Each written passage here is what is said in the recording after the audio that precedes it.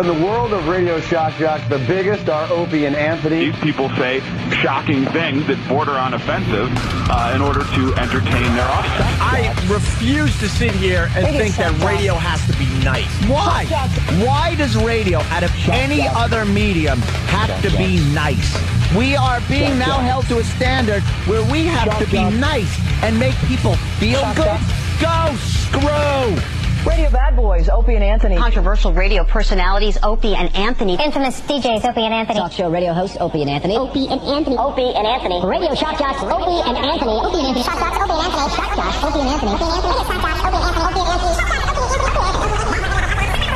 What happened to your socks? I don't know what happened. Oh my God. Oh my God. Yes, fast on now. I got His skin is completely black. Oh my God. This is where entertainment is going. Oh, is that backfiring? Oh my God. Oh, Roland's got a paddle. Oh my God, Roland's on him. kicking Dave's ass. Who saw this coming? They are sick freaks. 1, 2, 3, go. B-Rock is attempting. Give us a thumbs up if you're all right. Shut up! It's time for people to understand these are words. If you don't like them, turn the dial. But enough of this palaver. Let's get the show on the road. Let's get it on.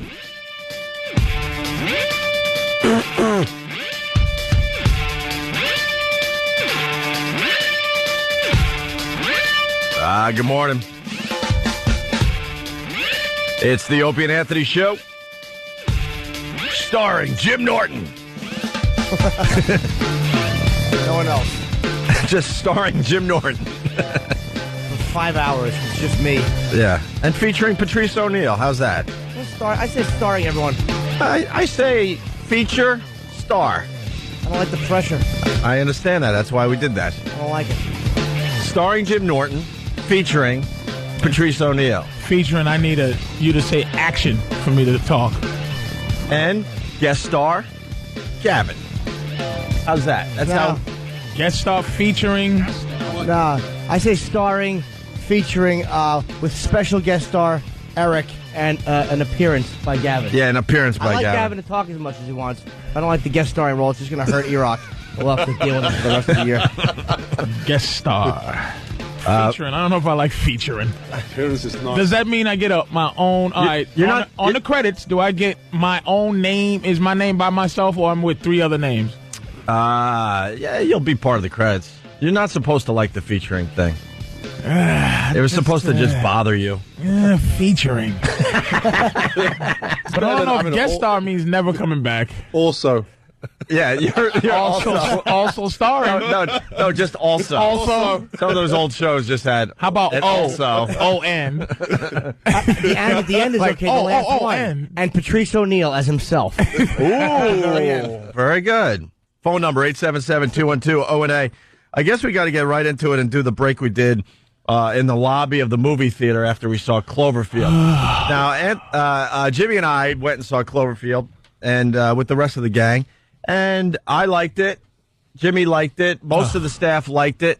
I had a problem with the shaky camera work, and it got me sick. I had a motion sickness thing, which means you didn't like it. You can't watch it. You can't watch a movie that physically makes you ill and say you like it. That's like saying I like what it could have been. Well, I had to I didn't tell you this in the lobby, but it was getting so bad that I had to actually close my eyes, and I would listen to the dialogue. I'm like, okay. All right, someone's bleeding, and they're just talking it out a little bit. All right, back to the monsters. Now I got to open my eyes again. I had to decide when to watch the movie because the motion sickness was getting to me so bad. And then I'm thinking, I can't be alone in this. So after the movie, I ask every single person, did the shaky camera work bother you? I was the only one. Than was affected a little bit. Yeah, it didn't bother me at all. I get motion sick bad, and I love the movie. Yeah. You couldn't have loved it. I really did. You're just trying to be alternative. You're hanging out with Janine Garofalo and them. No. I'm intimidated by their comedy. But I did like the movie. I was kind of bummed that nobody else did. I was surprised. Well, that's not true. Jimmy thinks he was the only one. I mean, I don't like it, but I didn't think the rest of the crew enjoyed it. No, E-Rock loved it. Oh. Than liked it. Travis liked it. Fan loved it.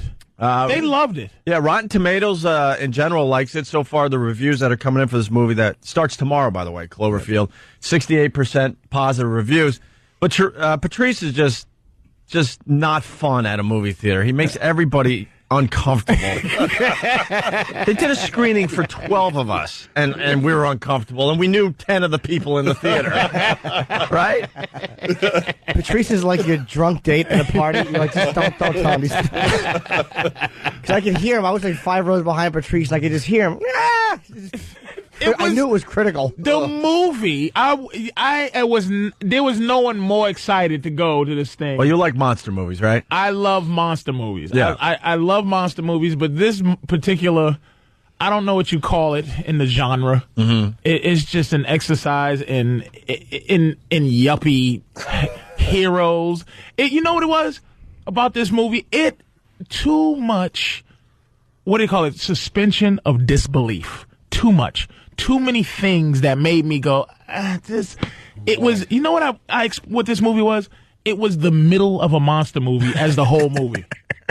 It was no, okay, guys dropping, the guys taking a dump in the lake and tuna turned into a giant porpoise or giant monster. Right, there was no oil. There was no evil corporation thing. And I know dumb, Danny was saying how it was a Chinese this and that, but it was no explanation. I wanted that movie to be a movie. You want it to be a Hollywood movie. Cloverfield's trying to do something a little different. Yeah, this is very, very different than most. Than every monster movie that came before it. The longness of the party, the build up trying to get you to care about these people was ridiculous. See, I didn't think it was that only because when you look at like a lot of movies, look how long Kong took with build up. I mean, and Peter Jackson got criticized for a 3-hour movie. Mm-hmm. But you didn't see Kong for the first hour, as you should have. What I enjoyed about it was the possibilities of the movie. The possibilities. But the entire movie in this... And another thing, that meathead that was carrying the camera... Yeah. They was trying to do it in like some weird Blair Witch style. Yeah, the whole movie is what's on a camcorder. I want to make that perfectly clear so people understand. And they're at a party in the beginning where someone's going away, and just like we all have done, you walk around with a camera and getting people talking and saying nonsense. That scene went on forever, and you knew it was going to lead to. Can we systematically go like each step in this other way? Yeah, I just don't want to give away the movie to the people that are going to see it tomorrow. But sure, let me know if I'm giving it away. But the guy who's filming the movie, yes, no good. Okay. The guy who's filming the movie goes from, oh gosh, sucks, I don't know if I should be touching this camera, right, to super Asian tourist. Like he goes from, oh gee whiz, I don't know if I know how to even work the thing, into I am going to film this attack in Zoom. For prosperity. Yeah. Where if you go to 9/11, no one keeps the camera on the situation for more than 30 seconds because you're like, I got to free my hands up to run as fast as my 2 ball fists will do this. Right. Will do the run move. This guy is... Basically, I don't have time to film this thing. Nobody has time to film the movie. And he is right, because all of a sudden this guy was handed the camera at the party, like, here, could you just film some stuff so he remembers his friends and stuff and the going away party when he's in Japan. I think he was going. Then we get to 9/11. The 9/11 meets OJ meets Watts Riots meets Godzilla. Bothered me to no end. Really? It bothered me. A couple of scenes to no end. Like what? Like the building falling down in the background, and then the afterfall, the smoke coming down the smoke. street. We've seen that footage a million times. The only difference, this was in the dark instead of in the daytime. But it's almost like that's a tough thing, because if a movie's going to make a monster movie in New York, you're going to have that. Right. You know what I mean? You can't win with that one. Man. Spider-Man took the towers out. You can win with it. Not with big buildings falling down. But don't knock them down. Why? Don't knock them down. Tell it to the monster. And no, right. And no more sexual harassment of the Statue of Liberty. It just don't make sense. It just, the movie, okay, if it didn't try to also make points, it was trying to also be something other than what it was, which was, okay, it was quite spectacular in terms of the way the camera was doing what it was doing. They didn't have to cheat as much as you'd think to accomplish what they accomplished. Right. It was too much stuff that it was making me sick. It was like, and not the movement, just gimme. Are they looting where the giant creature is smashing buildings? What are you trying to say? That really bothered you. About the evil of New York. At least they had threw a few white guys in there looting for you. Right, exactly. Talk about suspension of disbelief. Exactly. Which is what bothered me. Patrice saw the looting scene. I was sitting relatively close to Patrice, and he was bothered. Like, there we go. This is what we do in disasters. But then I noticed they sprinkled a few white guys in there. Just to make it like we're all crazy. Right. It was so purposely done. Why didn't this guy with the camera take a train up to Harlem and film him looting as the monsters attacking Manhattan? Do you understand? What it was this. It was trying to give you that documentary feel, but it was filming scenes. Mm-hmm. He was filming scenes as if it was a regular movie. So here's the monster right on top of his face. And he goes to film his dumb friend and his 2 girlfriends over in the corner hiding when Mr. Creature is right above his head. Right there. You don't move the camera or you throw the camera and run. Is it possible that he was moving the camera? Some of the stuff they did where he would just kind of move the camera the way you would move it without regards to what it caught. And, of course, it's a movie. They have you catch what you need to see. But, I mean, there are certain things that it was a little like... So make it a movie. But you have to cheat a little bit. Where's the scientist that goes, my God, you don't know what you're dealing with? Where's the general that goes, we have to plan on... It should have been Godzilla. Because that movie's been done a million times. Yeah. They were just trying to do something different. It's kind you of got to understand that much. Look, I get the thing they were trying to do. Right. I want monster movie. It's the way they did it. I think it could have made it. It could have been good if they had did it just like a movie. See, they got a lot of stuff across in this weird, like they showed the panic. We just said there's a scene on a bridge, which is like, I talked the other day, just said something really bad happens on a bridge. And the way the camera is shaking and it's spun around when he runs the other direction, it's like that's what it would look like if you were videotaping. Some kind of crazy disaster. People videotape everything now. Yeah. They videotape everything. There was a guy inside the towers on 9/11, and he videoed, like the guys who were making that documentary. People would loot. Yeah. Maybe they were just doing that because they don't know how you'd react if a monster walked through, so they're trying to make it realistic. Yeah. But I mean, you know what I mean? How would you act if a monster just was strolling through New York? I'd be sitting on a pile of logs. You would be. No.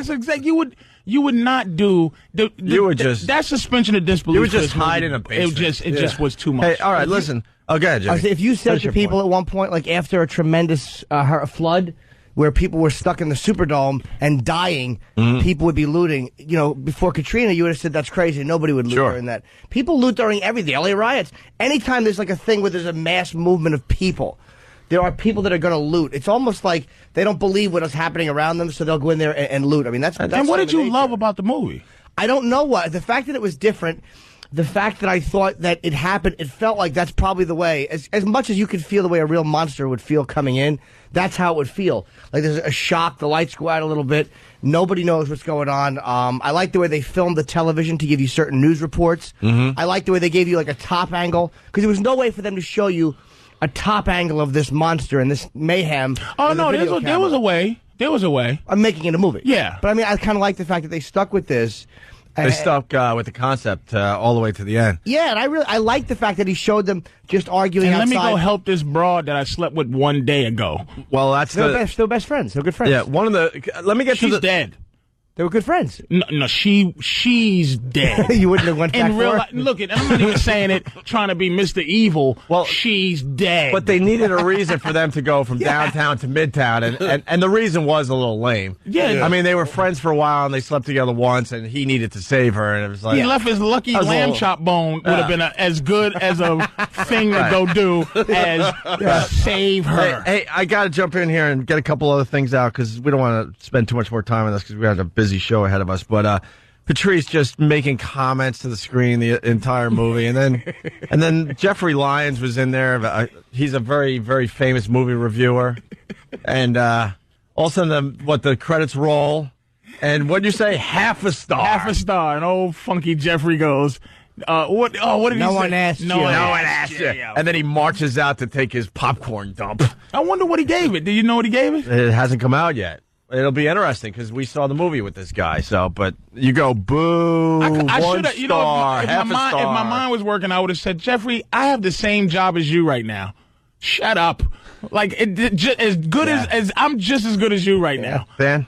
The other choice Patrice comment was obviously it's a monster movie. The camera takes quite a beating, and I guess Patrice didn't buy that the camera would survive some of the horrific stuff, and just something terrible happens to the group, and you just hear Patrice go, "Must be a Sony."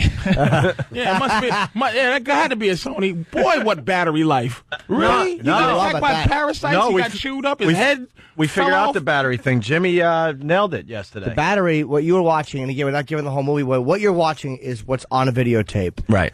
The movie is an hour and a half long, so you're watching an hour and a half of what's on a videotape. So, like, when it looked like there was a moment where they're downtown, and all of a sudden they run up to 59th Street, and it looks like there's 5 movie minutes have passed, you're watching what's on a videotape. So, obviously, he turned the camera off a lot, as the way people would. He kept turning. You don't see him turning the camera on and off, because when you're watching a videotape, you don't physically see the guy turning the camera on and off. You were seeing the results of an hour and a half on a videotape. Right. And that's what was interesting, because the scenes would just jump, and you're like, whoa, why would it jump like that? Well, the reason, because the guy, stopped the filming. I like the fact that the things Patrice finds unbelievable are the battery life, but not that there was a monster. Yeah. In New York. But that's what I'm saying. That's why I said it was the middle. It's like if they filmed King Kong, if they started on the island and then ended when he got gassed. Yeah. That's all right. Listen, we're heading toward our first break, but the first review in the New York paper came out. I want to make it clear that so far Rotten Tomatoes likes this movie. 68% positive reviews as far as the reviews coming in, and we're going to have Jay Abrams on the show. I think tomorrow. When's the casting? JJ's next week. The cast next week. Tomorrow, the cast might be coming in tomorrow.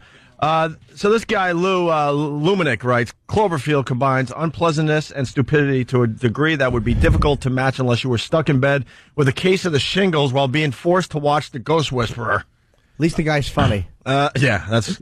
As the Blair Witch Project meets Godzilla meets the Banana Republic catalog, I'm not sure who suffered more, the characters or me. I was forced to write down page after page of dialogue. I had a problem with some of the dialogue myself. Like this, and then he gives examples of the dialogue. What the hell was that? Oh, God, this is nasty. This is like a nightmare, you know. After the monster tries to drag one of the screamers away. Hold on one second. I'm sorry. Did he prefer it when Will Smith was jumping around going, "Hey, it's raining black folks" in Men in Black? Is that the type of monster movie dialogue he wants? I don't think that's a fair comparison. No, but I'm saying like the cornball, not even Will Smith, or the cornball stuff that they said in Independence Day. But there was no cornball moments in the movie. In what? In that movie, there was not one place where a cornball moment should have been happening. In what, this monster movie? In Cloverfield. Oh, yeah, no, but I'm saying, like, he's like looking at the dialogue like that. You don't know how people are really going to react. At least the dialogue, I think, was attempting realism. This is a visceral makes me sick. That's what this review is. This is visceral. After the monster tries to drag one of the screamers away, we get, what's up with that? Someone who's bleeding from the eyeballs is asked, "Are you okay?" She's bleeding from the eyeballs. And one who has nearly been ripped apart alive in the last part of the movie, whatever. You're saying this is the dialogue. You're saying this isn't attractive looking? Oh boy.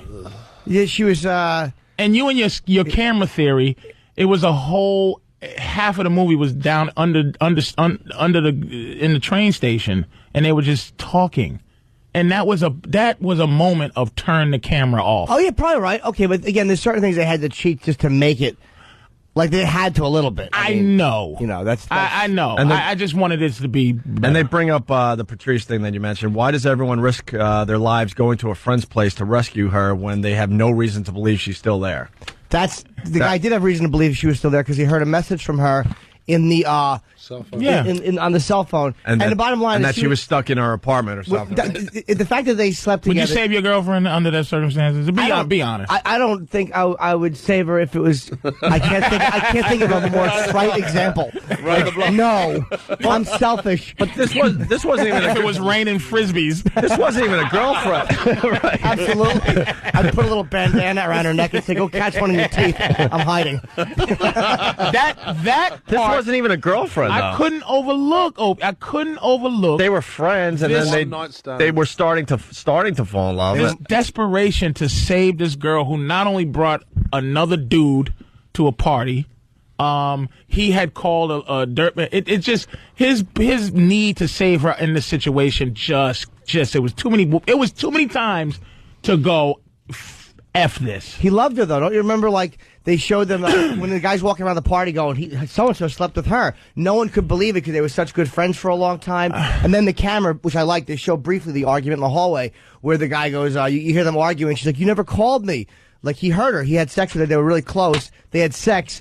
And then he never called her again. So she showed up with this guy at the party, and then he insults them walking out, going, "Hey, good luck to you." Right. And he regretted saying that to this girl that he loved. I've seen the movie. I understand the love, but there's not even like I love my mother, and I'm almost thinking I'd just do the cross, the Mexican cross over my heart to say, "Ma, I hope my mother makes it." Yeah. I don't know if I did.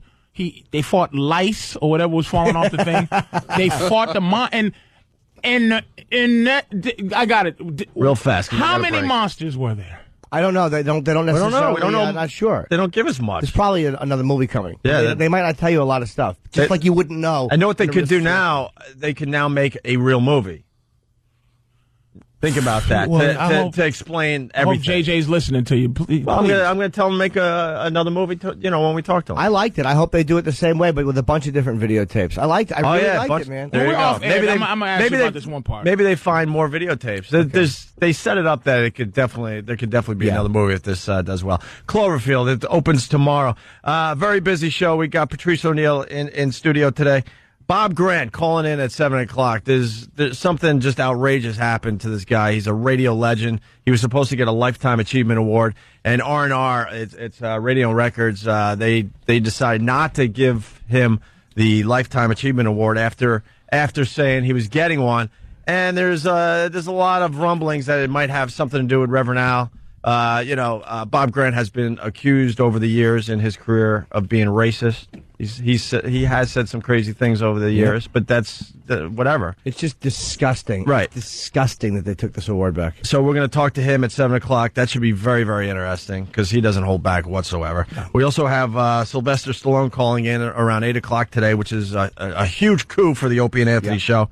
Of course, Rambo coming out soon. And Andrew Morton, who wrote the book on Tom Cruise, he's going to be stopping by to talk about that book. Yep. So we're very, very busy today. It's Opie and Anthony. Stay there. You're checking out the Opie and Anthony Show. Good morning to everybody. Phone number 877-212-ONA. Moving on to other things. Jimmy sent out an email yesterday to everybody. He's pretty much outraged about Bob Grant. I don't know if the rest of America knows Bob Grant. I mean, he is huge in the radio world. Bob Grant was a real conservative. He was the first talk radio I really listened to. On ABC in New York, he was an afternoon guy, and they would replay him late at night because they didn't really have like a late night guy. So I'd drive to gigs, and me and Otto would listen to Bob Grant on the way home, and he made me laugh harder than any comedy show I've ever listened to. Bob was a brutal guy in a good way, though. He spoke his mind. He didn't pull punches. He was politically incorrect.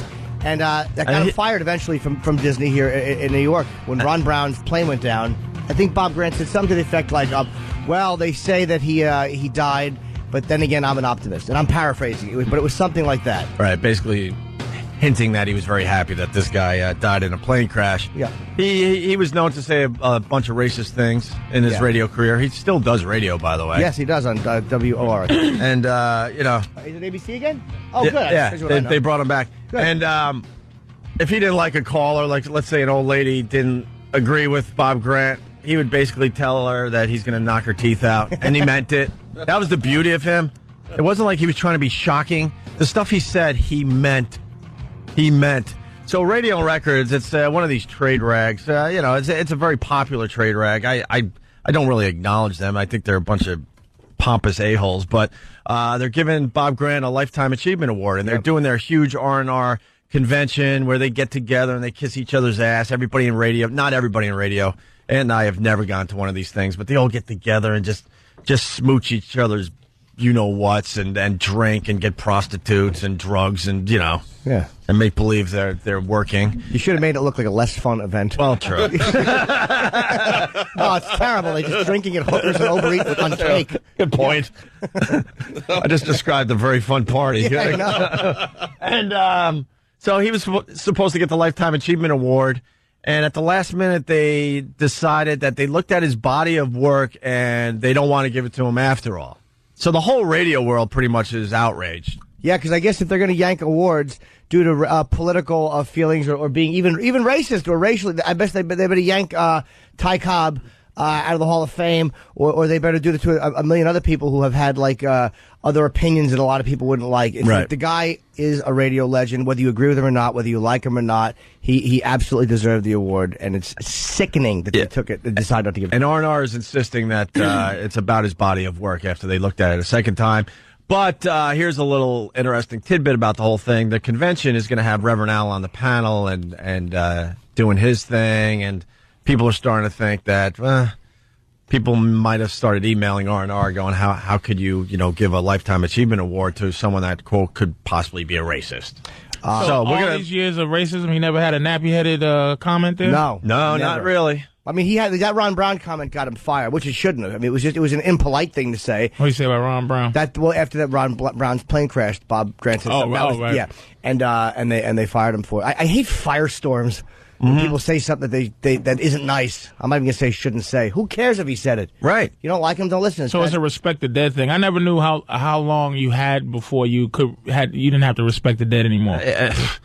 I mean, in the old days of radio, whatever. Anything goes as long as you follow the FCC regulations. But we live in a new world where, you could say something stupid and you could get fired. It's ridiculous. Yeah. So Bob Grant's coming on around 7 o'clock, and I'm sure he's not going to be shy about the whole thing. That's for sure. Yeah, I'm a big Bob Grant fan, and I think it's just we met him when we were working at John Minnelli brought him through the hallways of NEW back in the day, and we pretty much left our radio show just to get a picture with him and shake his hand and meet the guy. That's how important he is in radio, to me anyway. I've never heard of this race. He's an older guy, and I remember he said to a guy one time, it was some gay guy called in, it's amazing what would go through over the airwaves, even like this is probably 10 years ago. And the guy was like saying that he wanted to do things to Bob, sexual things. The guy started talking, and he's like, I want to do this to you, Bob. And Bob hung up and he goes, by this time next week, I hope you have a full-blown case of the virus. Next caller, you're on ABC. I love him.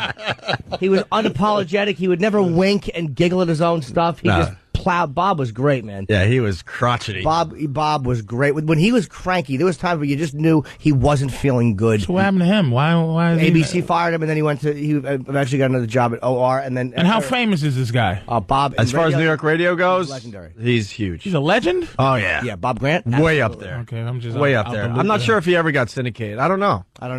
Maybe he did. By the way, he is 8 to 10 p.m. on 77 ABC. So good for Fareed and those guys for and good for a lot of the radio guys out there. Sticking up for Bob Grant. Not just people that work with him at ABC. Other shows are jumping on this as well, which is kind of cool to see. All right. In other news, Eddie Murphy and his wife split after 2 weeks of marriage. Oh my God! What is that about? Wow. What are we going to find out about that? She wasn't funny. She wasn't funny? Yeah, she just wasn't funny. She never swallowed. She didn't laugh. She didn't like trading places.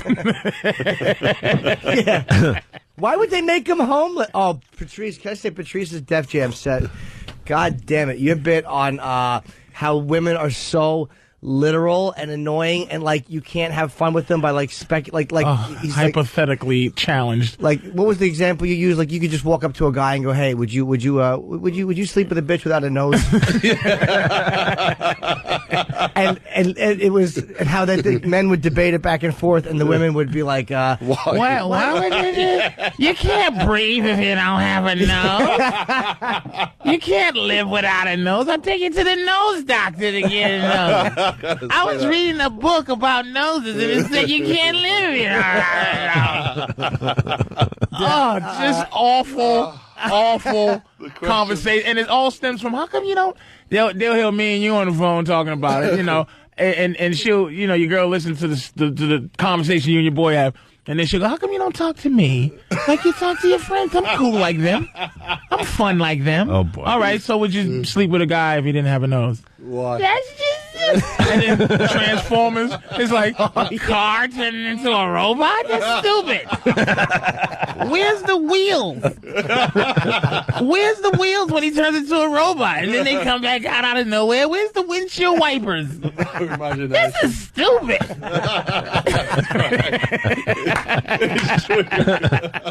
Hey, is that on demand on Yes, HBO? I think so. I think it's some people can check that out. Damn Patrice good set, O'Neal. man. Yeah, That was absolutely. funny. So you got Eddie Murphy splitting after 2 weeks of marriage.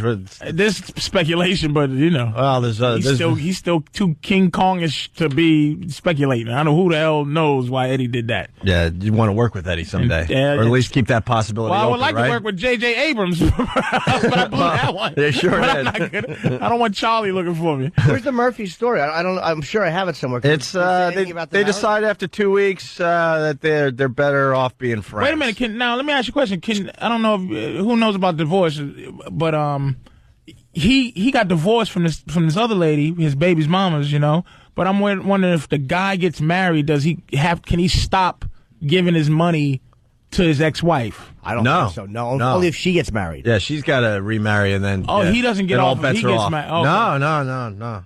So I don't know. Also coming out today, this morning, I should say, Ike Turner died of the cocaine. It's speculation. Don't just say that. That's not speculation. That is the coroner's report. That might be stuff left over from 1970 when he last beat Tina. He could be the oldest guy that's still doing coke. I don't know. How old was he? Like 76, and he died of a cocaine overdose. How do you not love Ike? God bless Ike. He was still punching 18-year-olds. I love him even more now.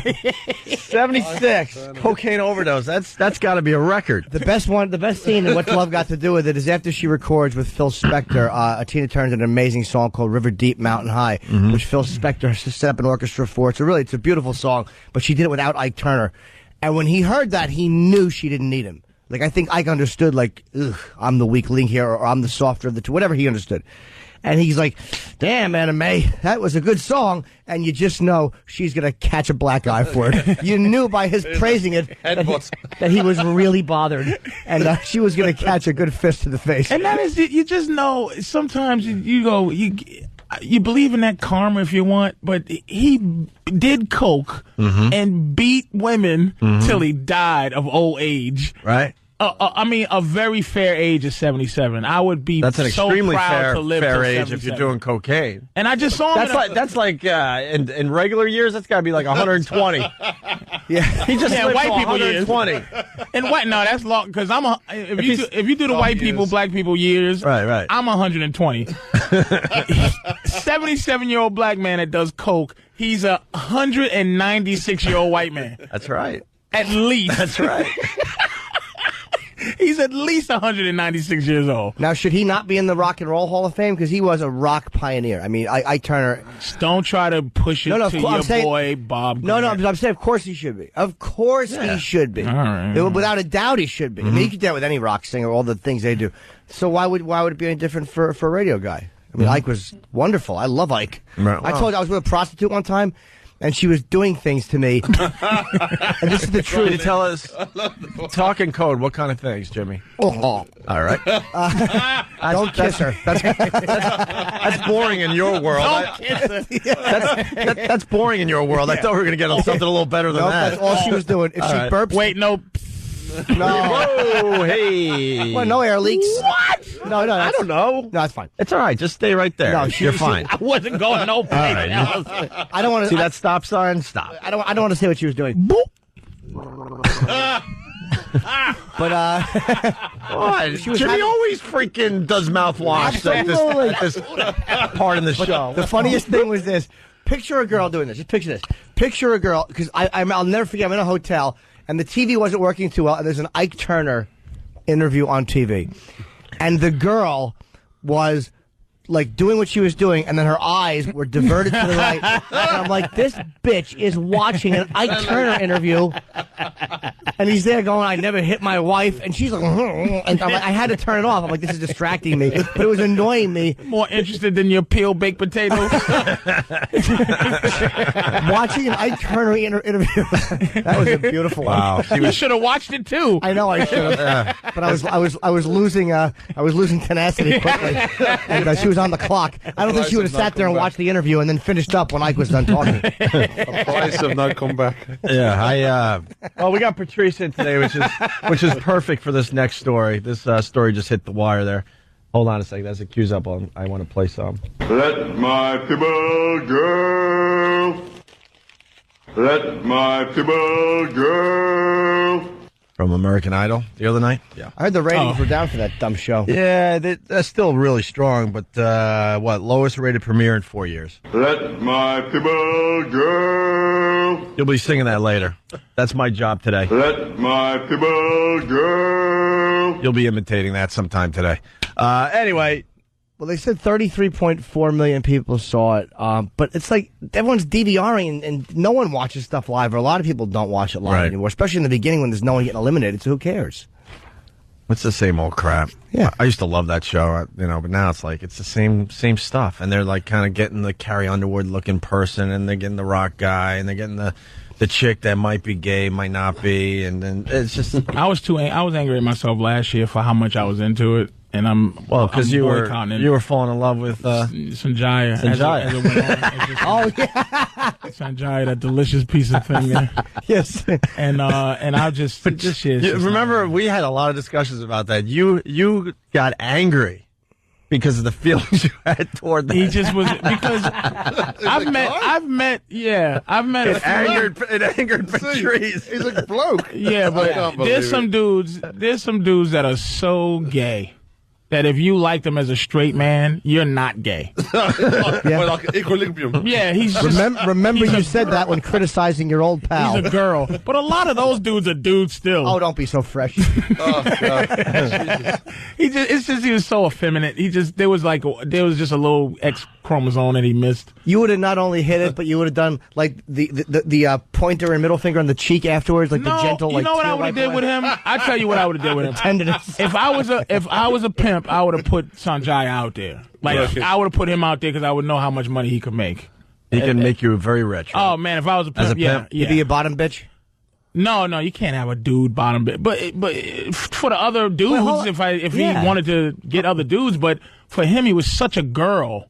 That you gotta you put him out there and you would make a lot of money. Was he wearing like the makeup and all the dresses? Just these delicious hairdos. Yeah. Delicious. Oh, they just the perfect thickness. It was Sanjay was, and his sister was phenomenal. Just to put those two out there. Oh, she was beautiful. Oh, him and his sister. I didn't see her. I never saw her either. Sanjaya with longer hair, basically. Yeah. I want to see him. And a couple bumps in front. His sister was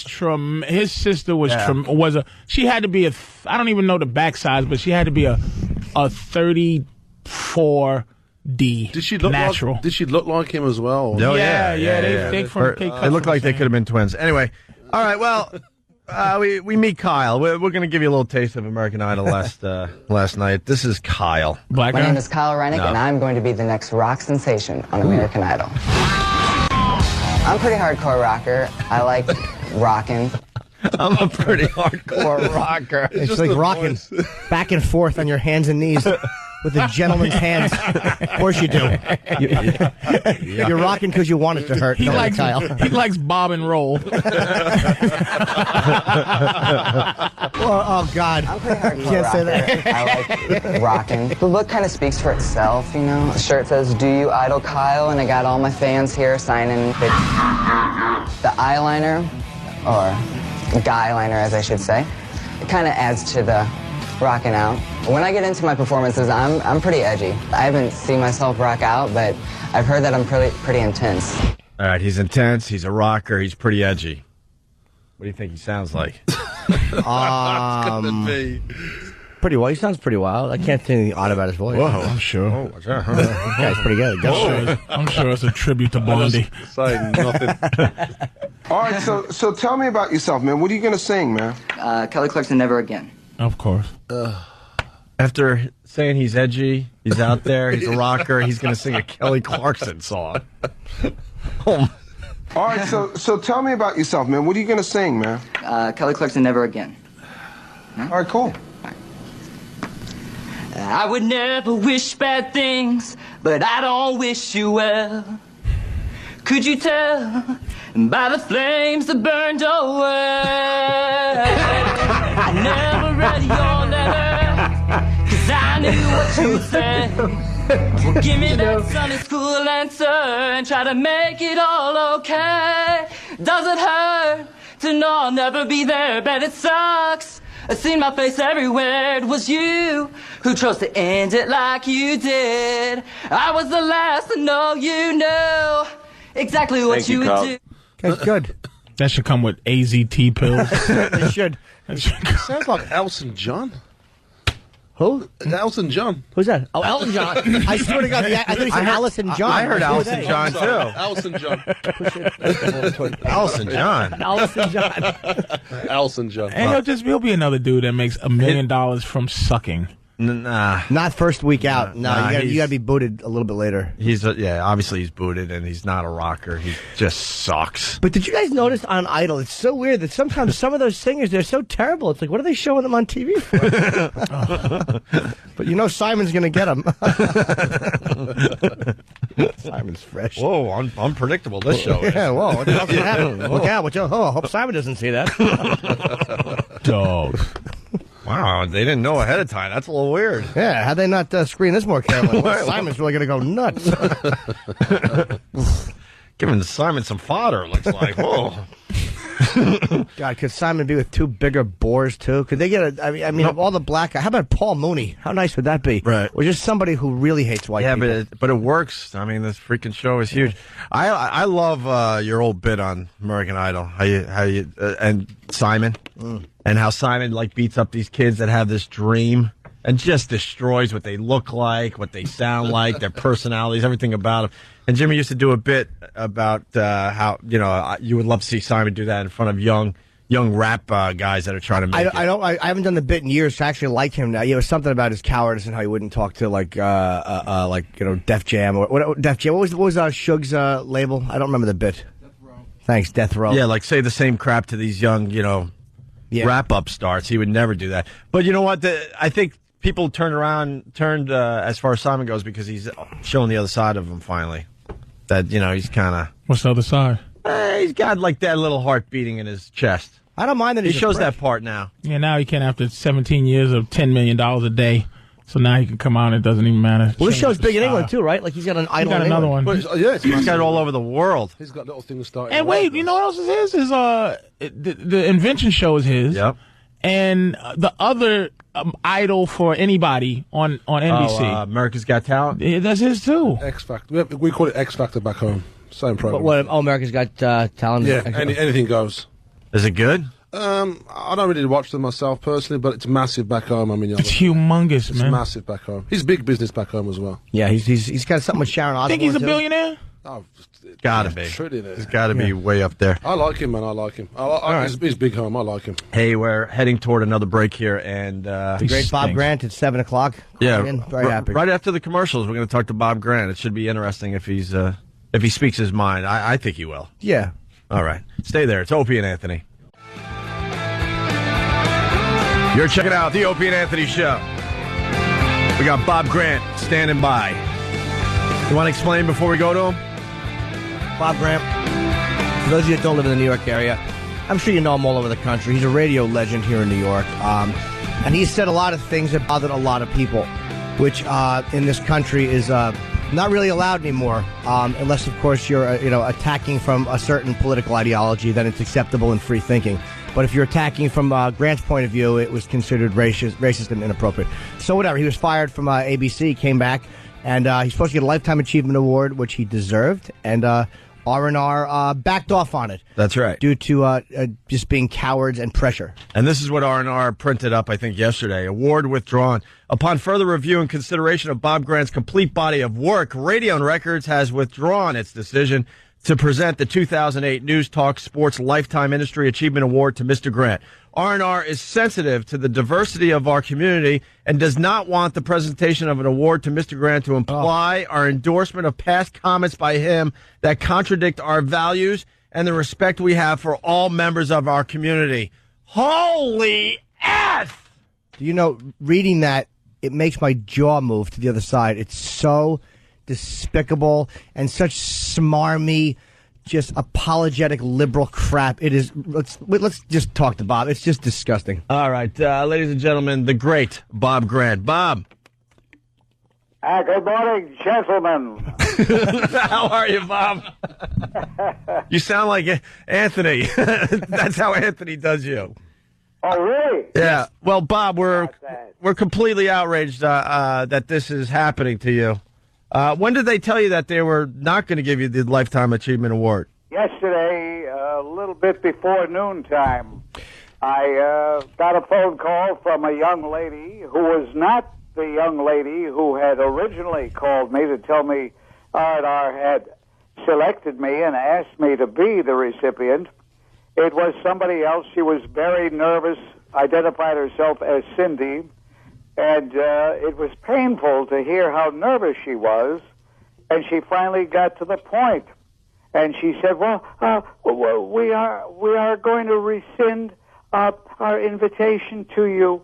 And naturally, I asked why. And she said, well, upon reviewing the body of your work, you could tell she was reading it. And I said, well, you mean to say you didn't do any research on me before you decided to give me the award? She was completely at a loss when I asked her that question. Yeah. Well, Bob, let me ask you, when you heard about this, I mean, you know who you are and you know your successes in radio. Were you like really honored to get this, or was it just more aggravating when they took it? No, actually, when they told me that they would like me to be the recipient, I said to Heather Cohen, who was the woman who called originally, I said, are you serious, really? I said, well, I'm honored, and I was. I'm not going to be, be phony here and say, nah, I wasn't honored at all. I thought it was fine. And guess what, guys? I've been in this business for so long, and I've been a pathfinder for a lot of people, including you too. And I think I do deserve something like that. But this isn't going to ruin my life. But what it does do, I hope, is destroy R&R. I mean, there are too many people that say, ooh, R&R, ooh, R&R, and yet I'm getting calls from individuals who claim they're going to boycott the affair at the Renaissance Hotel in Washington, D.C. on March 13th. And that's a biggie, because that's a big party every year. I mean, you got the hookers, you got the drugs, you got the alcohol, you got the ass-kissing going on. So to boycott that's tough for a lot of radio guys to do. Well, they said they're going to do it, but between now and then, who knows? Yeah. I have learned, as you guys might have learned, that at the beginning, when the shock first hits, you've got a lot of friends, and then suddenly they peel off. They fade away. And they scatter like cockroaches, don't they, Bob? Don't they? You find out who your real friends are. Well, that's it, the real friends.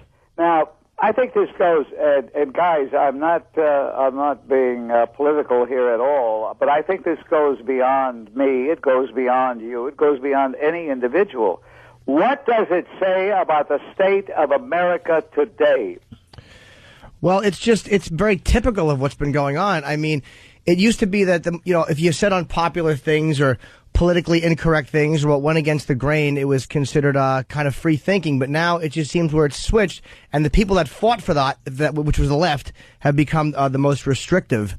And look, you had a brilliant quote. It hurts me, but I think it also hurts everybody, because is this what America has become? Is this Salem in 1692, where someone accuses you of being a witch and you're presumed guilty?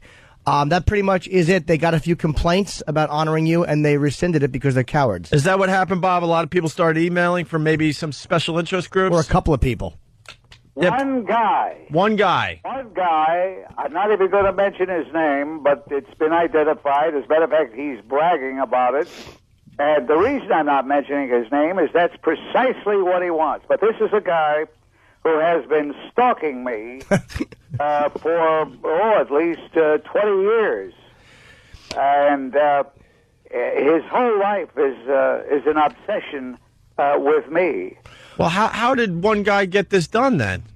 You got some more people behind him, or? Recklessness of corporations, people in general. That's all you have to do is point the finger. Now, I said to someone from the Washington Times who called for an interview, I said, well, what about some of these charges? I said, what charges? Well, that you're a racist. I said, what is a racist? Would you please tell me? And if you can tell me what a racist is, would you please identify a few? And leave me out for a moment. I won't have my feelings hurt. And she couldn't do that. And then I asked her if she knew of anything I had said. And when was it? And she went back to April 3rd, 1996. I said, something in 1996. I said, even if I said something that was illegal, wouldn't the statute of limitations apply here? And she said, you did say that about Ron Brown? I said, what did I say about Ron Brown? Do you regret? Guys, your intent is to entertain. Yep. And you like to get laughs, and if you didn't like to get laughs, you wouldn't be as good as you are. But I like to get laughs, too, and I thought it was a little humorous what I said about being, the famous quote, which was really one of the most innocuous things I've said. Yep. Yeah, you probably said a lot worse that no one picked up on, right? Yeah, right. So I That's said, usually the case. Like, they point to what I'm... later or so, and suddenly it's like I just said it yesterday. Right.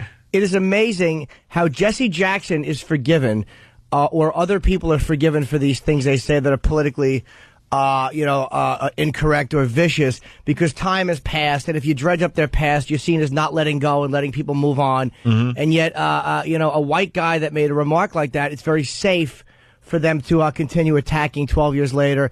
And just this guy, whoever it is that's stalking you, is probably a liberal guy, and it's the bane of his existence that he just cannot reach you and make you speak the way he wants you to speak and think the way he wants you to think. And it's really sad that R&R just buckled and Why? And is listening to this one guy, and I don't know. I just don't understand why R&R is doing the same thing that special interest groups are attempting to do to radio. Have you been attacking this on your show, Bob? You're on Bob's on ABC. What are you on every?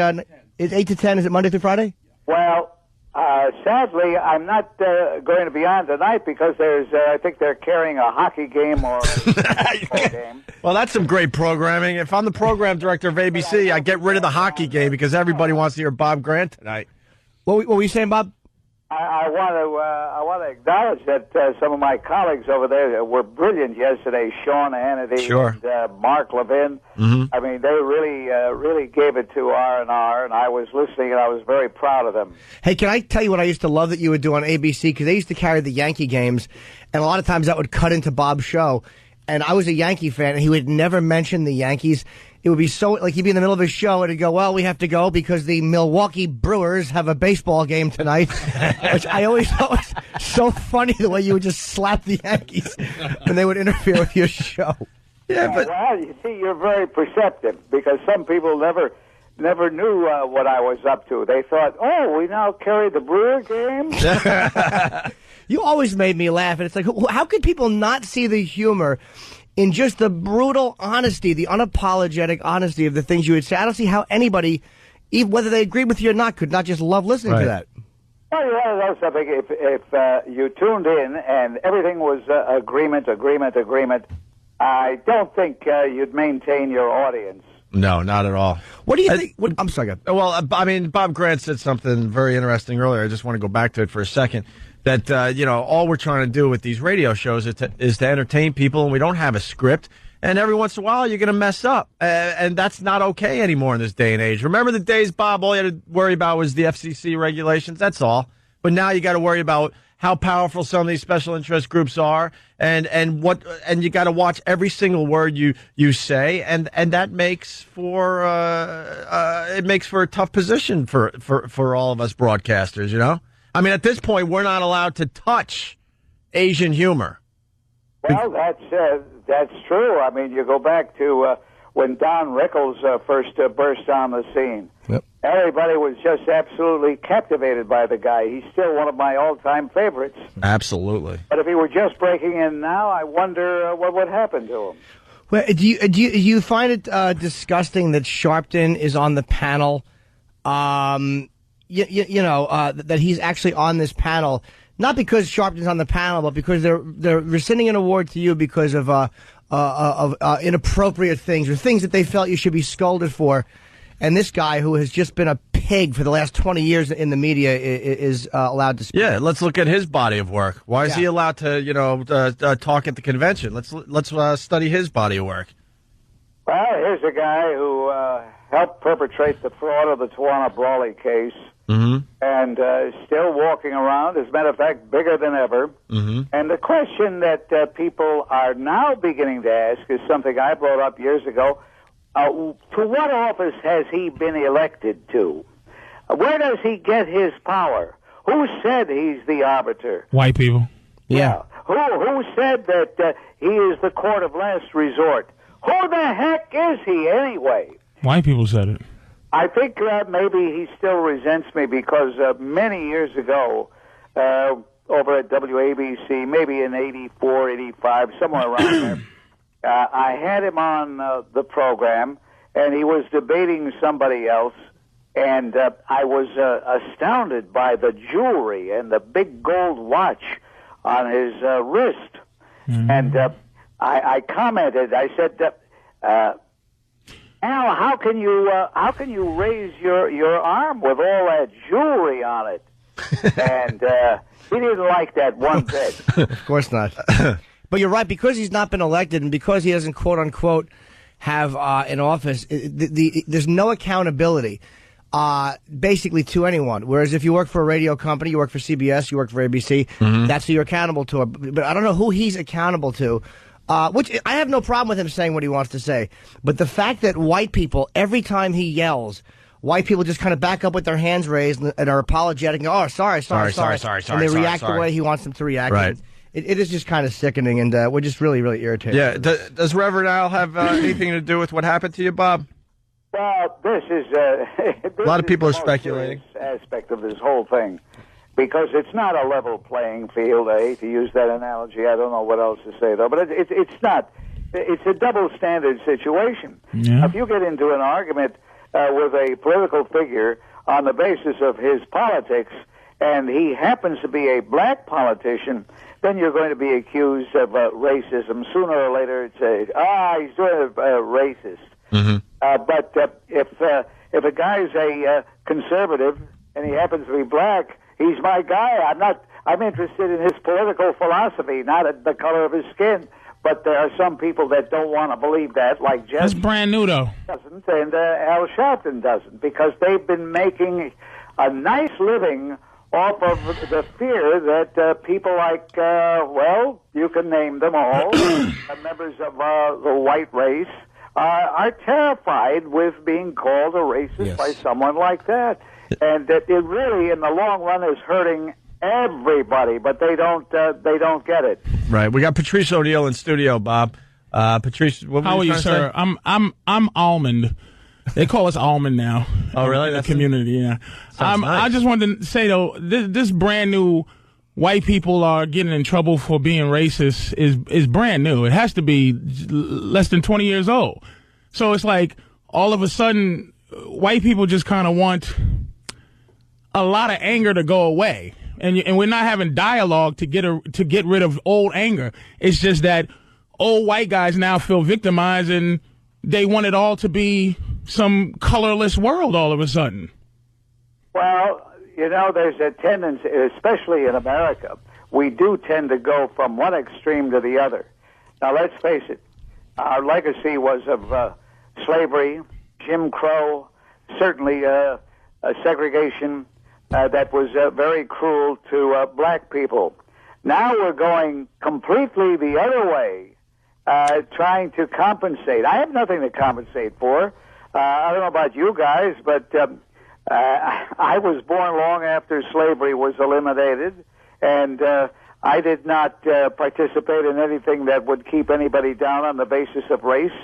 And I have no guilt whatsoever. I would have guilt if I didn't stick up for an individual who deserved my support. Notice, I said individual. And if we can ever get back to America being the land of the individual, we'll be all right. But I don't think we're going to get there. But that, well, go ahead, Patrice. This is coming from a white guy. I mean, no offense. I'm just saying it's coming from a white guy. It's like the land of the individual. Jim Crow was over yesterday. Like, I was born in 1969. Martin Luther King got shot in the face by a cracker in 1968. All of a sudden in my lifetime, we have to go back to the land of equality and the land of this wonderful land. It's because it's becoming hard for white guys. Now we got to stand up. Now, I'm the one that stood up for Imus, but it wasn't because I'm a poor white man. It was the fact that I make a living talking. So it's like I stand up for that. But this thing where the land of the free and how we all need to come back to what? That's for you, not for me. Well put. You know, I was watching a statement made by Barack Obama, the senator from Illinois. Of course, we know he's running for president.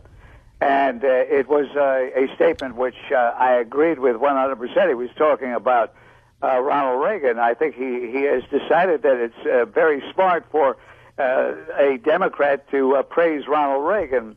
And I was thinking about the fact that I haven't heard one person say to me, gee, I don't know, I couldn't vote for him, he's black. Not one. I have heard some people say, he's too liberal for me. And that's the basis that we're supposed to base our vote on, and that is the policy, not what the guy looks like. But have you heard anybody jumping out of windows because Senator Obama is black? I haven't. If he gets elected, we will. They said it, I did. Exactly.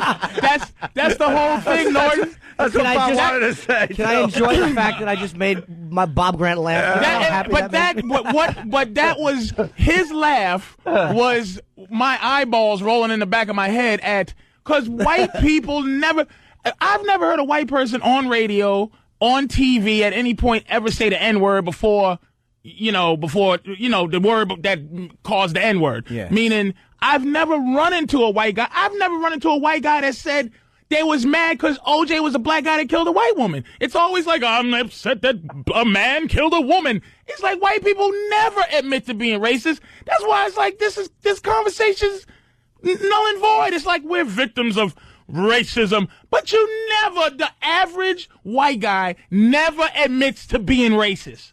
Ever. It has to be a frothing at the mouth cracker or nothing. We didn't say that we didn't like OJ killing Nicole because it was a black on white thing. No, you won't admit that the reaction was racial. White people don't admit it. Well, because we thought that she made the mistake by being there to begin with. Right. Of course. Of course. Well, using your logic, do black guys admit being racist? Ladies and gentlemen, I've just been handed this bulletin here. Uh-oh. Opie and Anthony want to change from being a duet to a trio. And who is the gentleman who added to the mix would make it a trio? Patrice O'Neill there? Oh, I'm sorry. I'll just go back into the corner, sir. Lord Jesus, give me that watermelon rind so I can wear it as a hat. I just was talking, sir. I mean, I'm sorry to interrupt with your buddies while you're sitting here wanting the world to be the same again. Sorry about that, Mr. Bob Grant, hero to all white guys. Hold on, just tell Bob you're going to come down to the studio later. Well, he's not on I tonight. don't even know what a trio is, sir. Ain't that a cookie? It's what leaves grow on. Yeah. A tree. Wait. And it's like you don't know what Bob meant by that. You might be misinterpreting Bob. Bob, do you not like Patrice? Well, exactly. Yeah, you help out. I'm glad that you called. I'm delighted to be with you, and I do have to get going here. But Okay. just keep on keeping on. All right. Any final words for R&R for taking away your Lifetime Achievement Award? Well, I really think they should be ashamed of themselves, but I don't think that they're capable of shame. And I just wonder how they figured to give me the award in the first place if I was such a horrible creature, so undeserving. When did they first discover it? It's just it's obviously just a disgusting example of just being cowards. And a lot of times I think white people react to racism like that because they're afraid if they don't, their own racism is going to be revealed. It's almost like the way black guys will distance themselves from a black guy who's a mugger. White people distance themselves from anything that's racially inappropriate because they're afraid it's a reflection on the way they really feel. Mm-hmm. So look, we're obviously fans, and we're sorry it happened to you, but it's almost good it happened because we'll just point out how disgusting R&R is for yeah. I ran out of steam. Definitely, and I certainly don't hold any race responsible for this because the guy that was sending the emails is a white guy. Yeah. And I think the public ought to know that. You know, sometimes people assume, it must be a black person. No, it rarely is a black person. I mean, not everybody's Jesse, not everybody's Al. So, by the way, I wanted to ask you guys: are you going to the R&R convention? No. We're rarely invited, and we've never gone to any of their functions. We just don't believe in any of that crap. Now, before I do leave, Yeah. I want to hear Anthony do his famous imitation. All right. Anthony with the famous Bob Grant. Okay, here we go. Here we go. Get off my phone! Forging ahead. Hey, you know, that's so good. It's scary because you could go around using that voice saying things and I'd get blamed. Hey, it's the great Bob Grant. Keep going strong there, Bob. Yeah, we love you, man. Big fans. Been fans for years. All right, guys. All right, we'll be in touch, all right? Straight ahead. All right, All right, there he goes. Straight ahead. Bob, straight ahead, right. There goes Bob Grant. Great impression, Anthony. Thank you. All right, the Opie and Anthony Show. Phone number is 877-212-ONA. Still to come on the show, we got Sylvester Stallone calling in at 8 o'clock to promote Rambo for about 7 minutes? 8:10. We got him for like 10 8:10? minutes. And then at 8:30, we have Andrew Morton stopping in, who wrote the book on Tom Cruise. All right, very good. Anthony. You all right? Oh. It's the Opie and Anthony Show. Phone number 877-212-ONA. Patrice O'Neill in studio today. And Patrice, once again, you got the phones lit. So why don't we say hi to Joe in New York? Joe, what's up, buddy? How you doing? All right, Hi, Joe. Hey, how you doing? I just wanted to ask, why is it all right for him to say cracker and stuff like that, and we're not allowed to say the N-word? Well, first of all, cracker doesn't have the same social implication and the same punch that the good old N-word has. I don't think there's a white guy alive that cares if he's called a cracker. I mean, I don't care I'm called a cracker, but everybody's screaming about equal out, being equal and everything like that. But I think you're picking on the wrong person. I don't think Patrice cares if you use the N-word. Patrice encourages it. Right, he don't care. Yeah, no, I'm not picking He's on not him. about the double standard. I want a fair fight, man. I don't want white people. Now that I'm actually really allowed to be, not that I'm, put it this way. I didn't fight to be able to be how I am. Somebody else fought to be how I am. And I'm taking advantage of all the things I can say. And now white people are acting like, poor me, I can't be racist no more. So now that you can't be racist, just like what white people do, if nobody can, you taking your ball and going home. You trying to figure out a way to have me stop having fun with the language. But that's I disagree with that only because hold on, sir. One second. White people aren't saying that you can't be white. The problem with white people is like we get tired of like things being misinterpreted as racist when they're not by other white people. Like, my problem when it comes to race stuff is not what black people complain about, because it's rare. Sharpton, it doesn't count as the average black person. It's other white people who like to show how non-racist they are by scolding. But you never hear, now, that view is unique, but like this guy here, he's not saying that. He'll never say that. He gets on this situation. Here's the problem with dudes like this. It's not Sharpton. It's like a Bill O'Reilly kind of guy, and your misinterpretation of what black people are saying as being white. Bill O'Reilly has you confused that you're him, that you're a white guy like him. He's the white guy that black people talk about. Bill O'Reilly's a white guy, not you, Fred, or whatever, that you're going to work, or Joe, the guy from Long Island. You're not my oppressor. Do you understand what I'm saying? It's a certain, it's a ideology that includes you as the N-word. That's what I'm saying. You're the N-word too, Joe. So that's what I'm saying is stop trying to be a victim. All of a sudden, the tables are turned. We're in charge. Let's say hi to Mel the trucker. Mel, it's the Opie and Anthony show. What's up, Mel? What's going on, fellas? Hey, Mel. Patrice is right. You know what? A lot of people just need to just relax. I don't care about people using the N-word. It's some people that are just stuck on certain, I don't know what it is, ideologies or what. If people would just be upfront with each other and say, look, I'm racist. This is why I don't like you. Maybe we can have a little bit more respect for people, and we can all get along a little bit better in this Why world. can't I be racist? That's what I'm saying. I don't care if you're racist. But why can't, see, the thing is, we're dealing with a new thing, which is covert racism now. It's rare that no one's sick and dogs. I know that the cops do what they do, but for the most part, I don't need white people to have to like me. You can be racist if you want to. I don't understand why I gotta like you. Do you care if white guys are racist in general? It doesn't bother me, but it doesn't bother me if a black guy's racist. Doesn't bother me if a white guy's racist. But I think there's a lot. If you notice what's going on, it's a lot of old black folks and a lot of old white folks that are fighting, still battling, still upset about busing.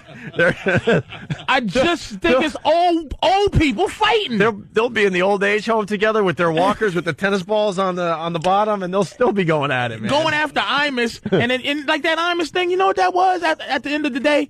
It was like, okay, it's like white people, old white man goes, all right, listen now, we're going to trade you, boy, we're going to give you Seinfeld's buddy that slide through the door, and we're going to give you old man Imus, okay, we're going to give you him, and what you do is you give us that damn hip-hop. We want hip-hop. We want to just mess it up. We don't like these young Negroes. So you trade that, and all black people hate hip-hop. So they go, sure, we're going to give you give us the two white guys and put 3 black people on MSNBC, CNN, and Fox, and then you get to tear hip-hop apart. And you get to destroy the N-word. Also, you can wipe it out. And that's the deal they're making. To old people making deals for nothing. May I say one more thing? Sure, man. I am 39 years old. I'm black. I'm a truck driver. I was born in Mississippi, raised in California. I hear this mess all day on the CB. It's to the point to where it doesn't too much bother me that the people out here using the N-word, but don't hide behind it. Come to my face and say it and explain to me why you feel the way you feel, and I will respect you a whole lot more. Mel, you lost me when you said you were a black truck driver. That's like being black and in the NHL. Oh my God. Are you insane? Yes. How many black guys are in the trucking industry? That's like black skydiver. Right. I know. You got to be insane to be a black truck driver. And you drive down south and all that?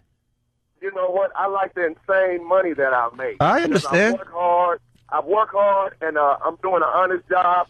I used to be an old drug dealer. Back in my younger days, I grew up in South Central, so I know what it's like to live on the street. And I just turned my life around, and this is an honest career that I'm in now. But a lot of people still don't respect just the skin color that you have, which is the dumbest thing.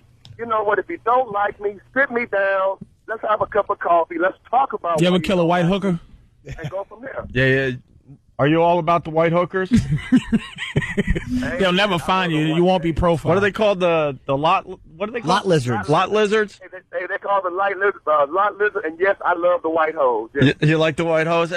Is it a guarantee you're going to be voting for Obama, Mel? Nah, you know what? I'm not voting for none of those clowns because all of them are stupid. Yeah. We do need a change in this country. Obama's not going to do it. Mr. Clinton's not going to do it. The whole system's jacked up. I don't like what I see. And these clowns that are voting for Obama because he's black, they're stupid. These females that are voting for Hillary because she's a woman, yep, they're stupid. So you know what? People need to just wake up and look inside themselves before they make these decisions instead of just going with the status quo. Well, we just started a new bit. We're just asking people on the street who they're voting for and why. And their answers are unbelievable. No one knows the issues at hand. No one knows what these candidates actually stand for. And when I say no one, I'm talking about probably a majority of people out there. I'm sure there's a bunch that do, and they study this stuff. But in general, there's a lot of people that are going to vote for Barack or not vote for Barack because he's black. And the same thing with Hillary and the woman thing. And that's what it comes down to, not what she might do or attempt to do when she's in office. Yes, that is true, but like I said, hey, there's a bunch of clowns and idiots out here in this world, and they're just let alone by their nose and what they see and hear on television, and radio also. Right. Jimmy, I love you. Jimmy. Thank you very much. I love all you guys. I'm a full-time listener, and I got to get off this radio. All right. Because I'm coming up on these scales, and the police are right behind me. All right, man. Thanks a lot. God, you must get really scared when you see the police. It all balls down. We get all civil rightsy till we see a cop. Right. Oh, damn. Oh, man. Oh, they got to weigh my truck I have again. a dream. Oh, damn, cop. Shut up. And let me tell you something about these crackers. Charlie's behind me. Damn.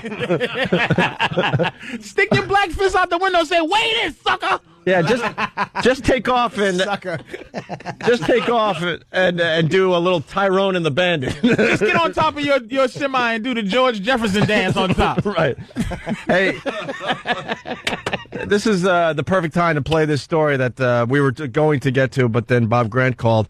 Someone got fined for using the N-word. Of course. Go ahead. Well, fined from what?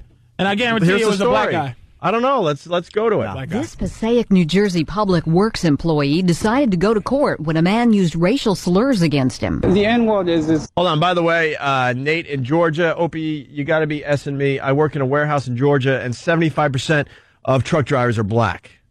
In that area, I guess. Maybe, yeah. You're out of touch, you silly goose. Watch the language, sir. This is radio. Look, when you think truck driver, are you thinking black? No, and I just reject that 75%. There's only 25% white guys with these jobs that you make a lot of money being a trucker, and you got to drive cross country. You think they're letting 75% of Negroes just drive around this country in in your hooker killing machine? I'm sure they would let them, but come stop it. I don't think anybody would stop black guys from being a trucker. 75%. Stop. I just don't think that's realistic. Trucking is responsible for 3/4 of the businesses in this country would shut down if trucks didn't operate. Like if they just stop. So I just think that there's not enough black people to do that job. So they do a few. Really? What, the 20 million? And probably 10 who have licenses? What are you talking about? I'm saying, like, listen. I'm listening. There's over 100 million white people. There's more than that. That's why I said over. Yeah, that was very good, Noy. That was very, very good. Go ahead, man. That was quick as hell. I got to give him that one. I wanted to ignore that one. That was good. Go ahead. I just think that the odds are there's going to be more white truckers. I'm only saying just because there's more white people. I don't think that with less of a population you'd have a 75%. It just doesn't make sense statistically, numerically. That's all. Okay, let's get to this story because it's pretty interesting. This Passaic, New Jersey public works employee decided to go to court when a man used racial slurs against him. The N-word is it's not a word. It's the word that comes the negative effect of it. He had his work truck parked on a city street when the verbal barrage struck. He got angry and you calling me a million names, and finally he called me the N-word. The man who made the comments ended up paying a $150 fine. At least fine, so they learn that this is everybody's city, this is everybody's country. This man agreed with the punishment. I even went to jail behind that, honestly, for a Caucasian calling me that. Me acting out on it got me 4 years in prison. The city worker is just glad he got his day in court. The gentleman, he apologized, and apology accepted, move on. It should have just been an apology going to court. And what I would like to know, what they're doing is they're dolling this story up, for lack of another old lady way of speaking, but they're adding to this. He was probably caught on some kind of a public nuisance thing, or there's probably something where if you're screaming at a person or whatever, it was probably in the context of that, and that was probably the example they cited. Like, that doesn't make sense. He just dropped an N-bomb and got fined. Right. In court. It just doesn't make sense. But that would be on the road where I think it's trying to lead to. Absolutely. Which is to ban the word from anybody. Like, because if you ban that word, if you could go to jail or get fined saying that word, white people don't say that word. Unless they're home. Oh, we say it. Not to get fined. No. Like, I say it to get fined. What's up? Right. You know what I'm saying? Right. Yeah, I get fined by that. So it's like, who's that hurting? It's not white people don't even say it. By the way, Kevin from Connecticut backing up a little bit. Smokey and the defendant. That's funny. That's funny. I was trying to start a bit, and Kevin, went with it. So thank you to Kevin. Hey, I went with Tyrone and the Bandit. He's going. Tyrone and the Bandit. He's going better. with Smokey and the defendant. Tyrone and the Bandit is better. All right. Well, I was attempting a bit, and Kevin acknowledged it at least. Let's say hi to Vinny in Brooklyn. Vinny. Hey, what's up, guys? Hey, Hi, Vinny. Love you guys. You guys are awesome. Welcome aboard. What's up? Straight ahead. Listen. I don't understand something. How come it's okay for people on the street to say, "I'm voting for Obama because he's black," but if a white guy says, "Hey guys, I'm not voting for Obama because he's black," he gets in trouble? I don't know. People on the street are running around yelling, "I'm voting for him because he's black." That's like, wait a minute, no. That's like saying I'm running from the police because I'm black, and the police saying I'm not chasing you because you're. Patrice, I love you, man. Patrice, you're awesome. Yeah, Patrice, explain that though. Like a black guy can say, "I want to vote for Obama because he's black," but if a white guy does say it, quickly you go, "He's a racist." Exactly. But that, I just want to understand that because the guy one is racial and one is racist. No, not necessarily. No. That's no, because if you're voting for someone just because they're black, that's how you're dolling it up. But it could just be because you don't like the other guys because they're white. I mean, it depends. You know what I'm saying? There's no difference. But it has to be the fact being, though. That's I keep saying this.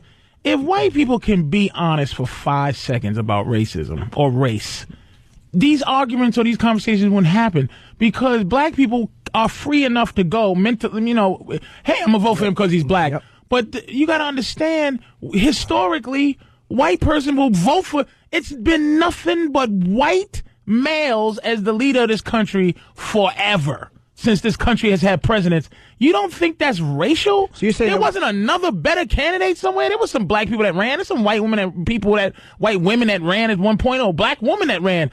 You're making this racial. The whole world. All of a sudden, we have to sit here and have examples of black people being racist? Like, how come you can say that? You've been able to say nigga freely till yesterday. Well, that's white people are being frustrated, and they're asking black people the question. But the real problem, again, is the scolding from other white people.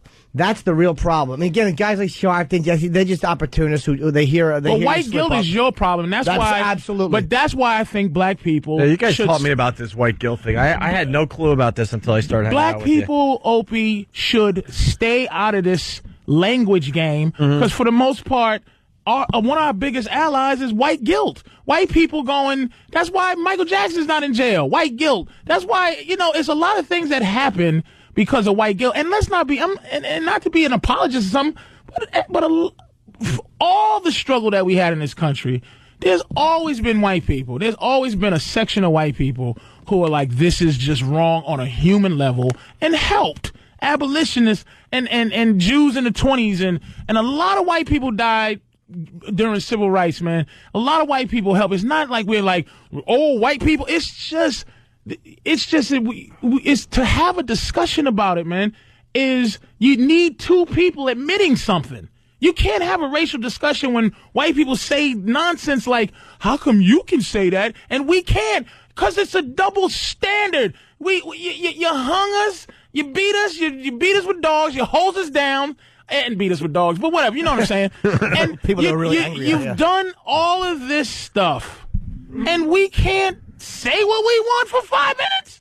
You're not giving us no money like you gave the Japanese. But let us have language for something. You're right.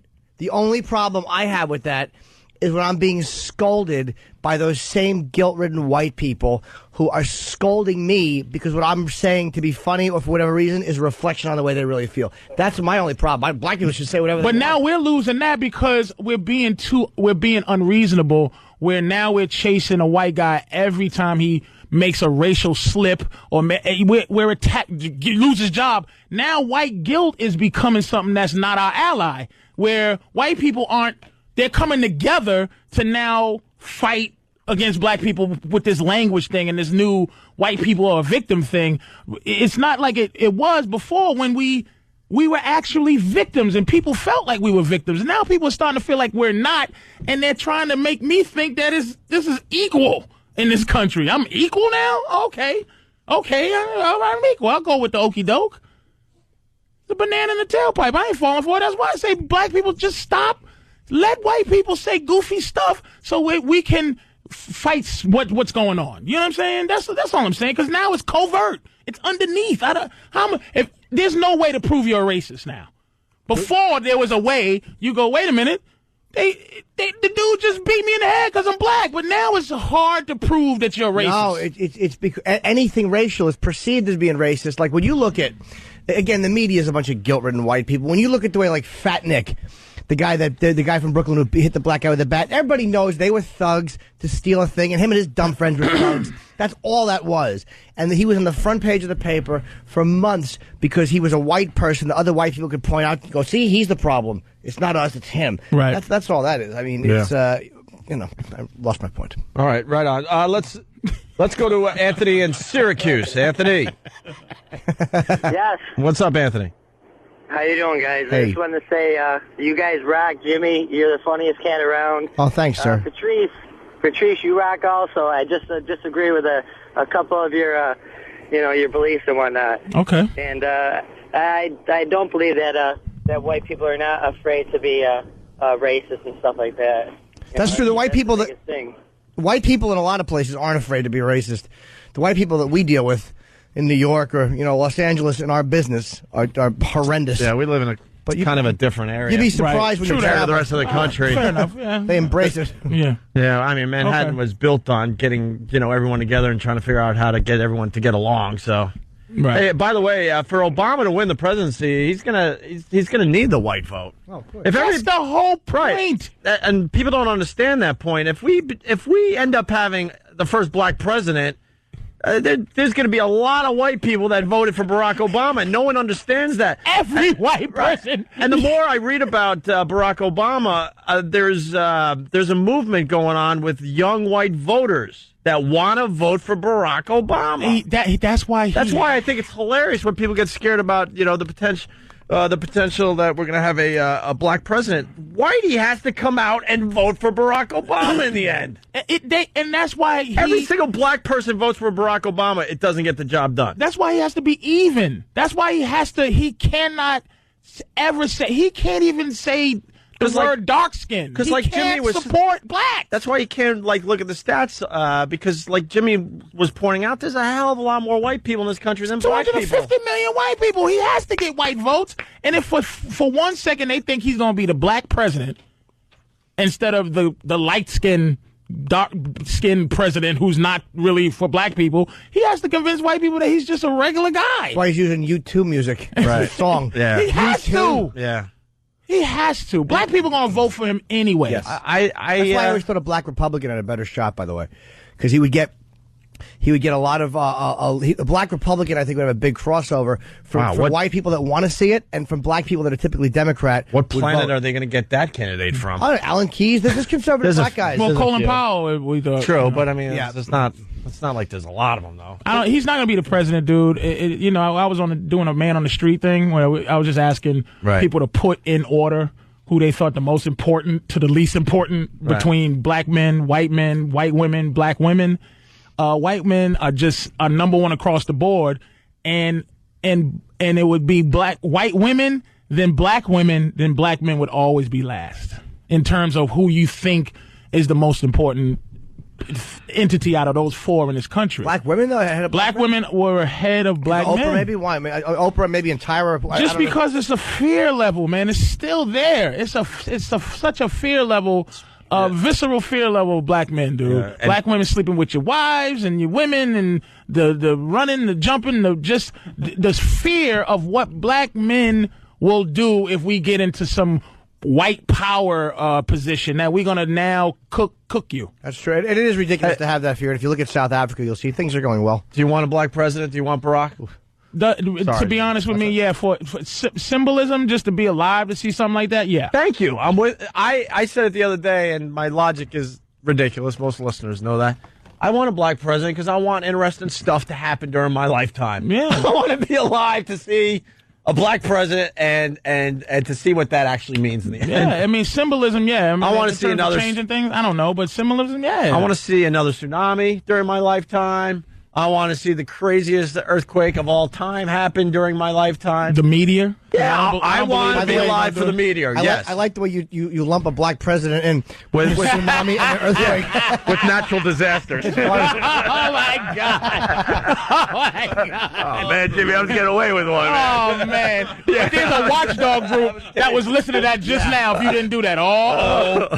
You see what he's saying? Obama's a natural disaster waiting to happen. I want to see two things happen in my life. I hate you, black Jimmy. president and Cloverfield really happening. And it's the same to me. Negro running through the city kicking stuff. I want two things: a black president and the bubonic plague coming back. You did say a bunch of... Hey, it went right over your head. Not the dodo bird to become unextinct. I want rats to take over Manhattan. Boy, I wish the tuna population would just reestablish itself. Jimmy doesn't miss a beat, man. I had a great point going. It was just very funny. Maybe I should have, come up with some better examples. But I think Black president and the end of the world. Not even the flying Jetsons car was in there. Yeah. Something positive, exactly. The Jetson car. Cure for AIDS and a black president. Right. AIDS, whatever.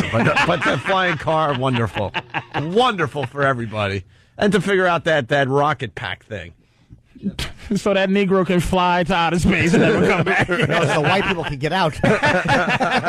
We're nervous. A big long line full of rocket packs. Free rocket packs for white people everywhere. Damn, I was on to something, too. Oh, man. Black president and lots of natural disasters. Yes, that's what you got from my little rant. Of course. Subliminal. Let my people go. All right. We'll take a break and hopefully talk to Sylvester Stallone after the break, right? About Rambo and other things? Yes. All right. Opie and Anthony. I said Opie and Anthony. Opie and Anthony. What happened, E-Rock? So what happened? What crashed? CBS crashed? Oh, so what do we do now? What do we do? Oh, Jimmy, your mic's not even on. Oh, no. What do we do? We have to actually, improvise and stuff? The network crashed, so they're trying to figure out how to go to break. Oh, that's wonderful. See what you did, Patrice? I blame you. That's right. I blame you. Wow. I want a black president and all radio to not work. That is a sign. That is a sign. I'm scared now. Oh, yes. Yes, I do want to see Los Angeles detached from the United States. Like Bill Hicks suggested back in the day. Thank you to whoever wrote that. Bill from Waterford. Perfect, yes. Is this an XM problem or a CBS problem? CBS. What happened? What's CBS doing? The computer died. That's supposed to Aw. go to the affiliates and all the breaks. Well, then what happens? All this black talk. And yes, I did say ebonic plague. I meant to say the bubonic plague. Yes, but I was very The excited. ebonic plague. I was very excited about my Yes, little but theory. that was actually more accurate. The ebonic plague. See, you need me to mess up to set these idiots up. E-Rock is whispering and panicking. He's just a nervous little man. He's talking into a headset. E-Rock finally has to do something. He doesn't know what to do. No, he's spinning out of control. He's spiraling like a dope. All that sweat coming off his teeny little nose. Oh, it's awful. This is turning into a very, very, very weird day. He does have a strange day. Blondie's husband from the cartoon nose. I'd like to just rearrange it with my fist. He just bugs me. He's just fat and skinny everywhere. Fat and skinny. Just cheeks is fat. Yeah. Eyelids are skinny. What happened? Just a mess. Hey, E-Rock, how about you give us some info? Exactly. Instead of just sitting there talking. They're almost back up. How do they know that? What are they doing? Are they rebooting? They're rebuilding the log right now. How do you rebuild a log? Well, eat a lot of bread. I was going to say you hold your girl tightly. Rebuild it. I can't believe that. Dude. I didn't get it. I was sure I was going to get something. Damn it. I love how honest Patrice is. I don't like blacks in general. It doesn't mean I'm racist. And it's coming from Boston. And, well, let me ask you a question. Yeah. How many times do you have to have a bad experience with one race, one ethnic group, before you're allowed to not like them? I say you could just hear about it from a friend once. Wow. If you just go, I don't like them. I can't say them, but I have a list of who I don't like. I think it's just human nature. You know. You don't like people that aren't like you. Because it's like... Whether it's black, white, or because you think differently, all that crap. Wait, we can break now? Do you want to answer that, Jimmy, real fast? I want to talk to the Boston guy. This is classic. Maybe after the break. Stay there, Tim. But oh, no, I wasn't even... how many examples? I was just kidding. I mean, I don't know. I mean, tough question. I don't know. How many did it take me? I have no idea. I think my first gig with Patrice cemented it. What a prick you were. I killed.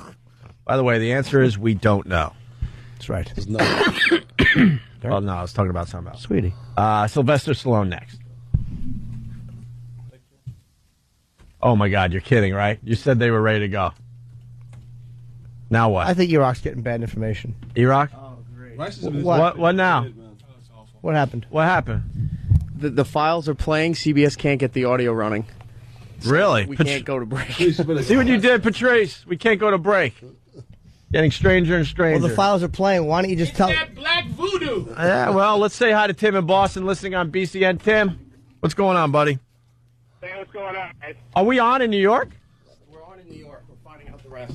All right. Look at E-Rock panicking. I know. This idea of exercising, you're just walking quickly. And now Tim's panicking. What, Tim? That is why? Yeah, what's up? Oh, the button wasn't down. What button? Opie, were you supposed to push a button? I wasn't supposed to push a button. Are we ready to go then? Let's try it. Well, where's E-Rock? Now where's E-Rock, get E-Rock? back here. Get in here. All right, Stop Tim, looking- hold on the line. All right. We're going to Hold get on. this show back on track. Eric is going to try. All right, now what, E-Rock? Can we go to break? Yeah, you can go to break. All right, know what happened? This is gonna pain me. What? This is gonna pain me. Look at his face. What? For the first time in over 20 years of broadcasting, I made a. What? Ike. Write it down. For the first time ever, I made a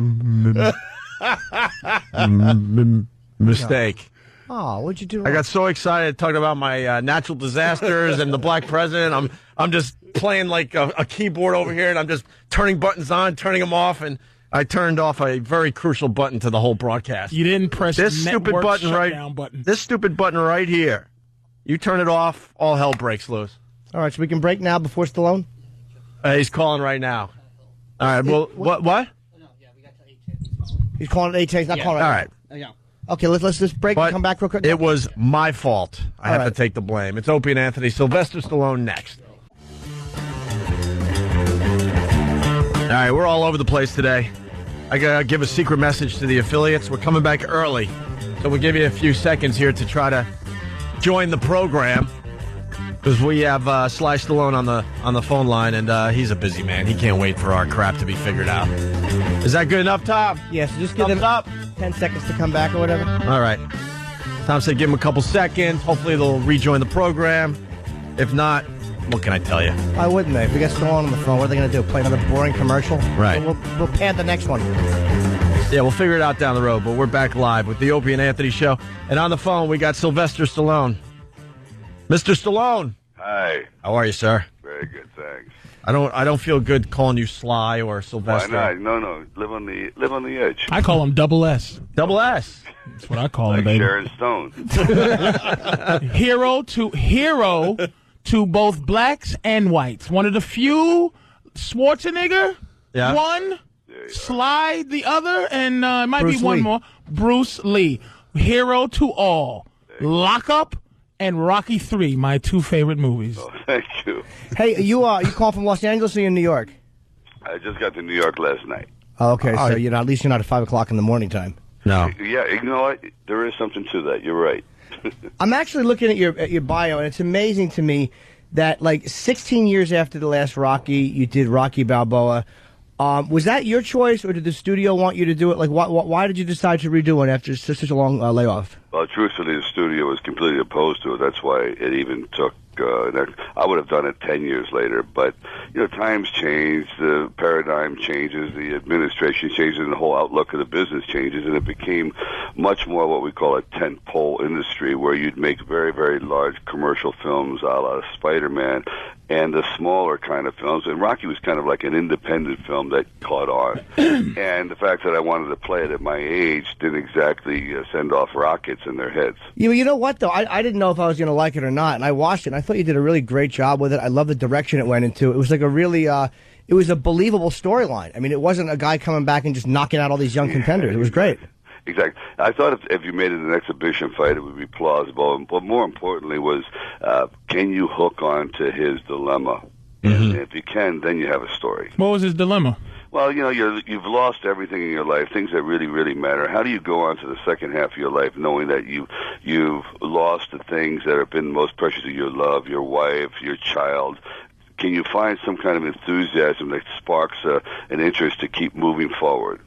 Wow. Now, 20 years later, you're releasing the Rambo, which is just called John Rambo, or is it just called... Well, it was going to be called John Rambo, and then we wanted to be clever and go like, oh, why not to Hell and Back or Up Blood River, and then it started sounding like a serial film. Then John Feldhammer runs Lionsgate, says, why don't we just do something I just call it Rambo, and even though we've had a movie called Rambo, I think there's been enough time in between to... You can't mistake that. Now, what's going on with the? You remember the Andre the Giant stickers they used to have around? No. Remember those Andre the Giant faces? It's just a drawn face of Andre the Giant. Oh yeah. You got like that thing going on in the streets. Like, you got the Rambo. It's just that drawn. Yeah, it's his face just stamped on everything. Yeah, just kind of as Rambo. What is that about? Is that guys, that to me is that came from Lionsgate, a man named Tim Palin, and I think it's actually genius. I never would have expected it. They'd taken a regular photo and sort of reduced it to like street art, and it's so I don't know, obvious from a long distance away. And then I said, why is this catching on subconsciously? It looks like the Che Guevara. Right. And which is still burnt into people's brains. Well, Andre the Giant stickers. All right. I don't remember the Andre the Giant stickers. It's just around. Either. You know what I mean? All right. I'm waiting for Cliffhanger, the 20th anniversary one. Oh, man. You're waiting a long This time he gets a job as a window washer. Yeah. Sly, that Cliffhanger was a great movie, man. One of the best opening scenes ever shot was you hanging off that rope, holding her hand and looking down. Wait a minute, was he disgusted with Cliffhanger? No, it's just probably like, who wants to hang it? And no. I mean, Sylvester Stallone. Like, were you? Is that one of your favorites, or is that one of your least favorites? It's one of my favorites. Yeah. No, I'm saying the idea of going through those heights and the hardship. And I mean, I'm not a height person, right. And after a while, you just can't take it anymore. You're going to work 12,000 feet in the air every day. So you were doing like a lot of rock climbing and stuff yourself, right? Well, to a point, yeah, because you have to, but something happens when you're doing films like that, and a lot of mountain climbers said it to be true. After about a month, you go up there, you're terrified. Then after about a month, you find yourself going closer and closer to the edge, turning your back, eating your lunch, hanging over the side, and it just pushes a man's ego to see how far you can go before you fall to your death. All right, sir, now here it is now. Don't take offense. I just need to know. All right. What is the backstory of Viagra Rambo? What is that? The old man Rambo, the 20-year later Rambo. Not you, but the dude who's like 20 years from the last dude who fought the Russians. Exactly. Well, he goes back to Thailand. He lives on the border of Burma, and I've seen, I perceive this guy as kind of moving back into the jungle, almost becoming animalistic, because he doesn't communicate with humanity anymore. He's lost his faith in God. He's lost his faith in humanity. But he's very, very strong, very brutal, very powerful. And he's a riverman. He's a boatman. And these people have to get into Burma, these missionaries, because they do this truthfully every year. And the only way to get in there is upriver, because all the mines, all the trails have been mined. And that begins the adventure where Rambo now starts to feel a rekindled connection with humanity. But I think I was in the best shape I've been in a long time for that. But I wanted to be not a bodybuilder look, but more of a working class, hard man, like a lumberjack. You mean more like the original Rocky, where you were big and strong, but not necessarily cut. Exactly right. And we accomplished that, so the audience would say, "Oh, okay, this is believable." But it's not vain, and it's not self-conscious of trying to look vascular and all that sort of stuff. And you're 60 years old, right? 61. Wow. 61. Amazing. Holy Don't moly. keep me out of that one. Did you ever? All right. And that's why I call it Viagra Ram. I mean, it's just like, I'm not, jeez, I'm just joking. It's amazing. Now, okay, we was just talking about like all this, the stuff we was just talking about, the racial stuff or whatever. Now, remember Rocky 5, Rambo First Blood 2, or and the girl, and the pretty girl that was like Wambo, and the Asian girl. Ridiculous are they gonna be having that kind of stuff now? Or are the people in the movie like, we're Vietnamese and there's none of that. No, Wambo. We just had to be as truthful as we can, and Good. So we actually hired. Because the worst situation in the world right now, the longest running civil war and the bloodiest, is in Burma. It's been going on for 60 years. So the hardest thing was to get Burmese refugees to play themselves, because they're still terrified, because the Burmese secret police are always coming over the border trying to pull them back. So we didn't get into casting for just, a shock effect. We stayed pretty much with the real people over there. So it's mostly Burmese and myself and this group of Christian missionaries from, let's say, Colorado. I'm going to guess one of your favorite things, one of my favorite things that you ever did, and I think it took a lot of people off guard, was when you did Copland.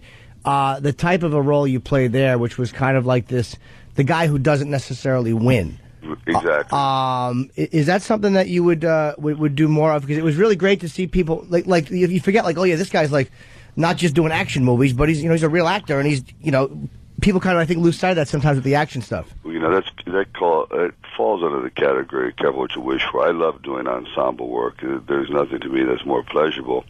So when I did that, I thought it would open up different avenues, and because everyone always says, oh, the most important thing for an artist to do is stretch. So I stretched my waistline, I stretched everything, but actually it hurt me. Did it really? Yeah, it did. It really did. And so people said, oh, he's not into action films anymore.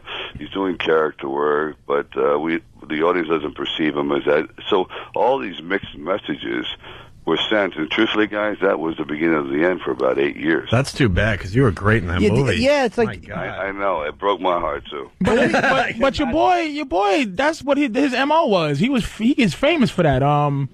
Robert De Niro, he got famous for just losing weight and getting fat and his whole thing. The difference is, guys, is that if you're connected to a character, especially first, right out of the box like Rocky, so tightly connected to it, where Bobby never had that. he was more versatile, and he would do a variety of parts, but not be connected to one.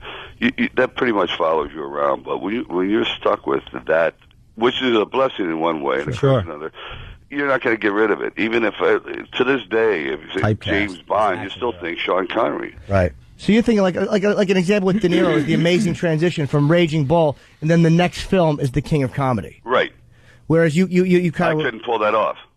But do you like as a performer, because you are Stallone? I mean, you pretty much obviously will turn down scripts all day until you find something you like. I mean, no one is going to tell you what you have to do. Do you kind of find that like I want to have the commercial success more, or is something like that you'd be satisfied with like a Copland more important to you? Well, therein lies a big dilemma. You'd like to do the artistic pieces, but then again, you do want to also reach as many, I think, of the public as possible. So I would opt more now for doing populist films, say like a Rambo, things that will go out there and have the widest audience. Because I've had my opportunity with Copland, and actually the first Rocky was not an action film at all. Nope. It was an ensemble piece. So at this point, I don't want to experiment anymore. If something really that touches, like for example, Edgar Allan Poe is one I want to direct. I can't be in it because I'm too young, and I don't think people hearing Yo Poe would work today. Sorry.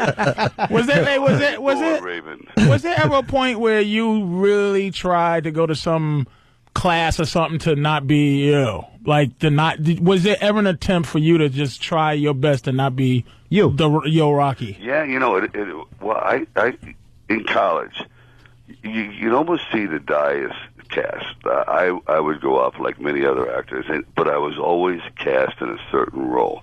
There's a perception of body type, the sound of your voice. So I was always the villain, the mugger, the fella from the dark side, the friend that your parents don't want you around, and that just blossomed out. And so when I came to New York, the first couple of roles I ever got, I was like, let's go mug Woody Allen, then you mug Jack Lemmon, then you're the thug here. I'm going, with the Lords of Flatbush? Lords of Flatbush. So I thought, why don't I write a part about a guy who's a thug, but underneath the leather, underneath the hat, there beats a different kind of heart, and that's the beginning of Rocky. He wasn't that in Tango and Cash, though. But you know what? I played the wrong role. Man, Tango and Cash, that was it. I should have played the Kurt Russell role. Let him wear the glasses. And I apologize. I'm sorry. I really enjoy what people would call your other movies. Like Rocky, to me, we argue all the time. We argued here before. Rocky 3, I'm a black dude, by the way, is my favorite Rocky. And we argue that, but I think Rocky 1 is everybody's mostly favorite. But yeah. I love Lock Up, Tango and Cash, Rocky 3. I like the other one, Nighthawks. Nighthawks, sure. Yeah, but I do the Rocky. My favorite is 1, the last one, and 3. Do you know what I love about Rocky? When you watch the original Rocky, because obviously it was a lower budget than the other ones. When you pan into the audience little times, you'll actually see at times empty seats during the championship fight. Just the nature of doing like a film before you're so known, and then you see part 2 and you watch those scenes, and there's not an empty seat in the house. I know, it's so true. We would have people brought in, and we couldn't get any volunteers, and they were going to people, I guess homeless. You would get local people on the street, anyone you can get, and they would only stay as long as the free lunches and the chicken boxes.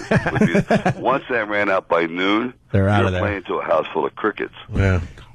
What's that?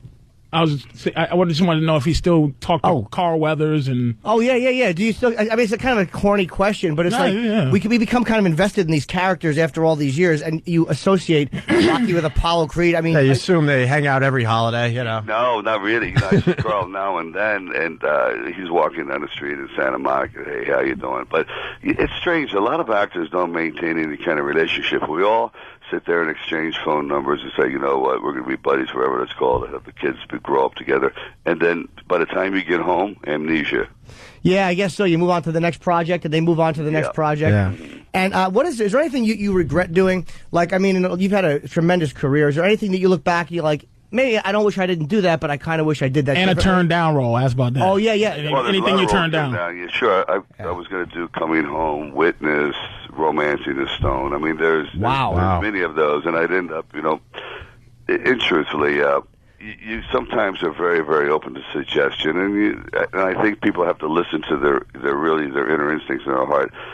half the films I've done today, I would look at today if they were presented and say, obviously this is a cruel joke, guys. You can't be serious. All right, they're telling us he's got to go. He's got a very busy schedule today. Well, the movie is obviously, where's my stupid one sheet? Rambo. It is Rambo. It's in theaters next Friday, which is January the 25th. Yeah, I hope you guys enjoy it. I think it's the best action film I've ever done. Will you be alive by the end of the film? Actually, that's the next movie as we try to bring Rambo back from the Bring back from the dead. SylvesterStallone.com. And, it was really a thrill talking to you. We're really happy that you were able to call in. Appreciate it. And your continued success. Good luck with the film. Yeah, same to you. Take care. Thank you. Bye. Same to us, cool guy. our film. It was cool, though. It's amazing. Like, He was great. Like, you expect a big star like that to not be conversational. It's like, oh, yeah, he's Stallone. He's comfortable. Very cool. Very cool. He gets carpal tunnel syndrome pulling back that arrow in this one.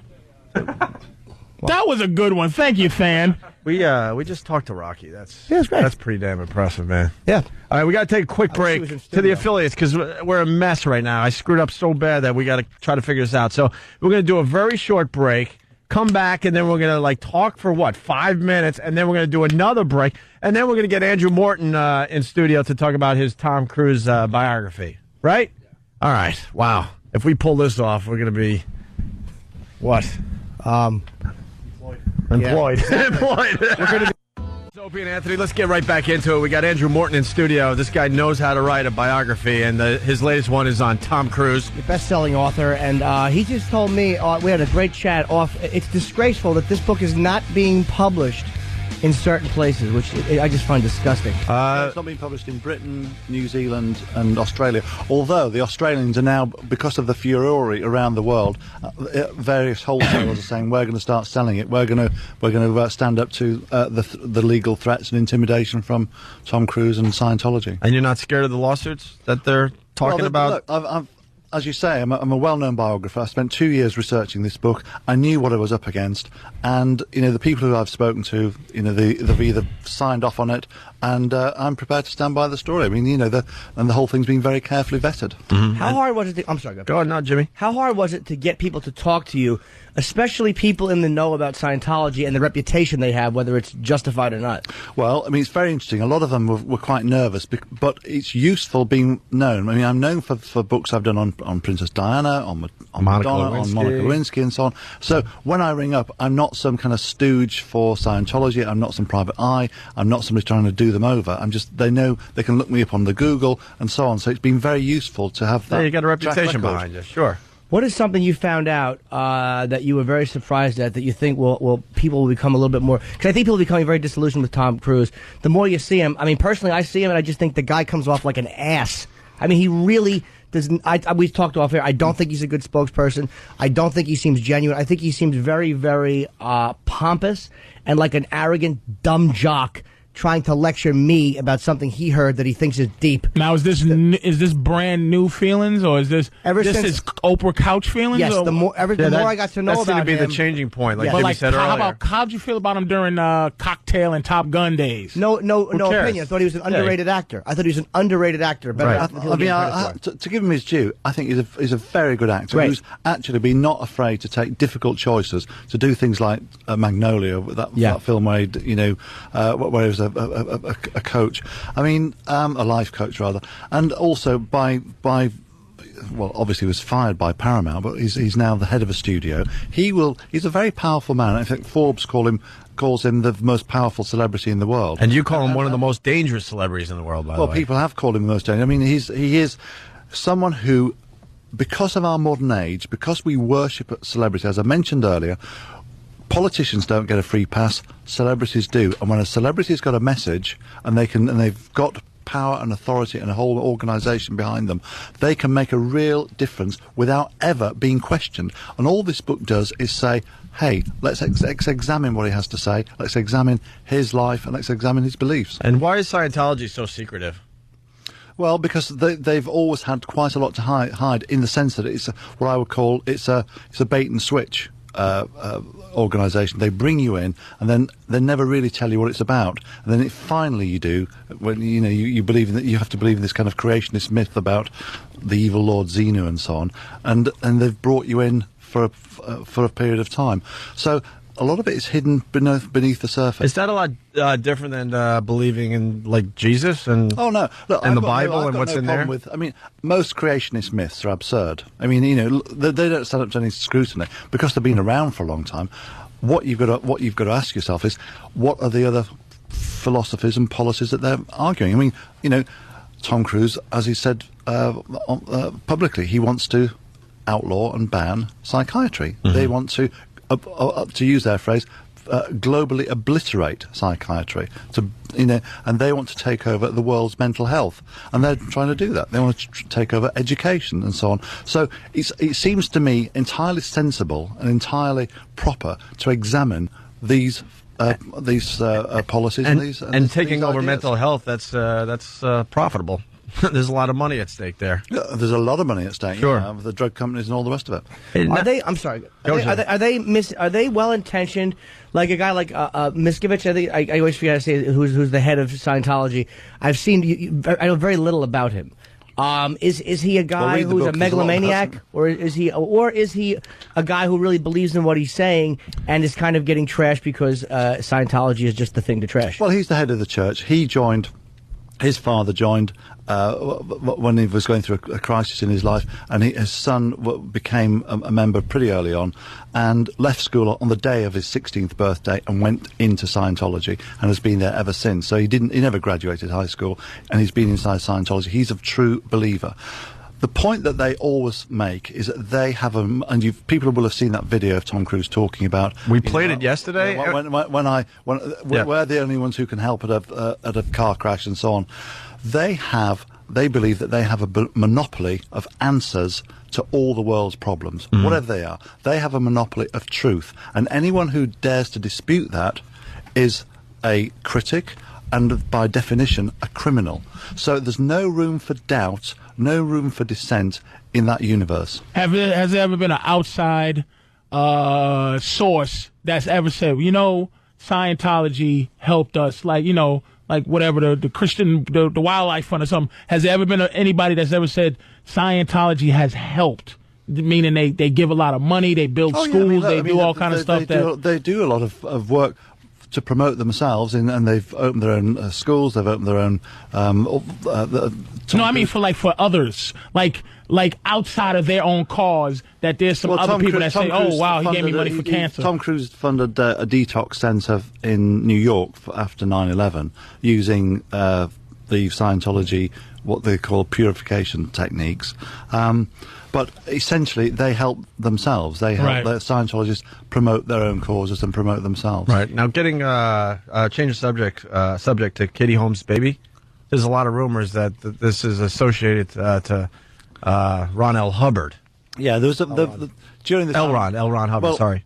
Think back to the pregnancy. It was a real circus, wasn't it? Tom Cruise bought a sonogram machine. Whoever does that to monitor the growth of the fetus. There was this whole silent birth thing and the big placards and all that debate around that. Inside Scientology, there was, and they, by the way, they deny it, but inside Scientology, they do, as I've mentioned earlier, believe in reincarnation. And there was a belief, a wildfire, almost wishful thinking, that L. Ron, because it's 20 years after he died, that somehow the offspring of Tom Cruise would have the spirit of L. Ron inside him. It's Quato from Total Recall. And this, by the way, isn't the first time it's happened. I mean, when L. Ron's daughter Suzette had a baby, the toddler was a boy and ginger hair, like the founder of Scientology, and was followed around one of these secret bases that they have. There's a secret base in the desert, right? Yeah, and I think you wrote something about how there was a rift between him and Miscavige when he found out. Like, the more he learned, was it that when he found out about Xenu and their belief in that there was a problem between him and the head of the church? Well, what happens is maybe you didn't write that, or I just heard it. No, I mean, what happens for most of these people, that you get to a level called Operating Thetan 3, and then you go through what's called the Wall of Fire. And the Wall of Fire is where you're given a folder, clear plastic envelope and a key, and you send it into a room, and you read this facsimile handwritten story written by the science fiction writer L. Ron Hubbard, which basically tells you this creationist myth, which you've seen parodied on South Park. We all know it. evil Lord Xenu sends all these people to Earth, or Chi-Jiak as they call it. They're put into volcanoes, nuclear bombs, and they're all killed. And all these spirits, these dead spirits, are roaming around the Earth, and they've covered up, and they cover your body. And to get rid of these spirits, you have to speak to them telepathically. Now, a lot of people have joined Scientology because there's something wrong in their lives. Their marriage has gone wrong. They've got problems with anger. They want to give up smoking, and it helps.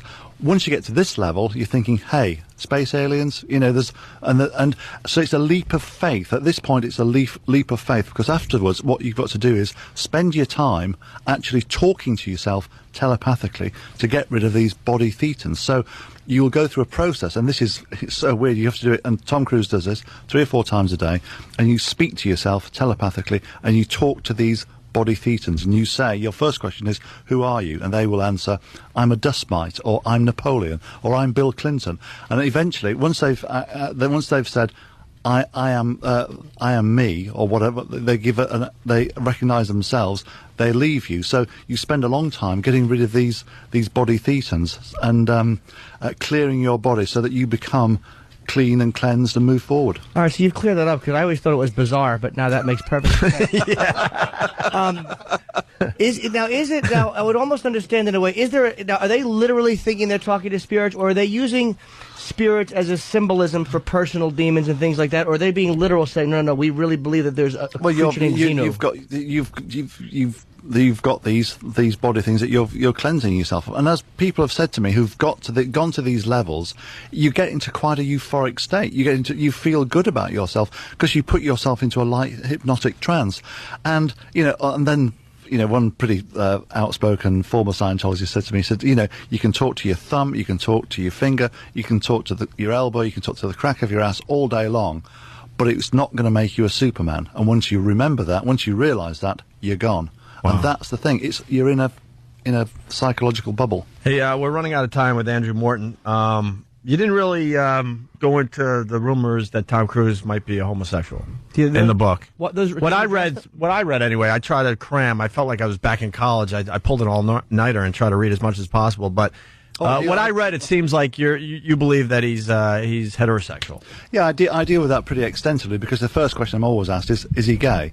And I come up with an emphatic, he's always been a ladies' man. And in fact, he got married aged 11 in a schoolyard in Ottawa when he was to his local sweetheart, who signed her name Maypother, which was his given name.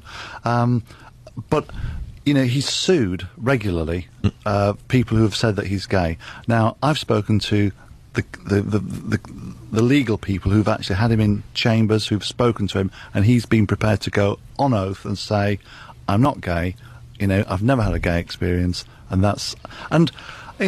ironically though, the fact that he's sued so often, it's added fuel to the flames, and these days, who cares? That's probably just a very egotistical guy who doesn't like things being, as opposed to, he's probably not covering up gay rumors, he's just such an arrogant dude, he doesn't like things being said about him, and he wants to make sure that nobody says, but then again, I wouldn't want that either, so I can't even fault What's the church's view on that, the Scientology church, do they have a view on that? Yeah, they do. Well, L. Ron Hubbard says that all homosexuals, if they don't convert to Scientology, should be, to quote him, disposed of quietly and without sorrow. With the Star Trek phaser. So yeah, but he never said, he doesn't tell you the method to do it. But in actual fact, he was in the early days, he was marketed as being able to, quotes, cure you of homosexuality. And I've spoken to one guy who spent $500,000 trying to cure himself of being gay, got to the highest level, realised he was still gay, so he sued the church for his money back. Wow. Nice. And they had to send 30 men to have sex with him. Yeah. All right. Well, I'm going to buy Dianetics for you, Norton. Why? I'm not gay. Does trannies make you gay? Let's hope not. Scientology would scratch their head looking at me. We don't know what this thing is. We can't figure this one out. Andrew Morton, best-selling biographer. The book is called Tom Cruise, an unauthorized biography. If you go in and just say, I want the Tom Cruise book, they're going to know exactly what you mean. Oh, yeah. And the parts I've read of it, it's a well-written, it's not just a trash fest. It's a great read. Believe what I've read. And it just is a really well-put-together work, and I wish you a lot of luck. Yeah, it was nice to talk to you guys. It was nice meeting you. Let's just leave the building separately, then. Yes. Because we don't have Kevlar suits on like you do. Yeah. So, all right, guys, we're heading out, right? Yes. I don't know what we're doing next. We might go over to XM. We might not. We got to figure it out. Andrew Morton, thank you so much. Patrice, thank you so much. And we'll see you guys tomorrow.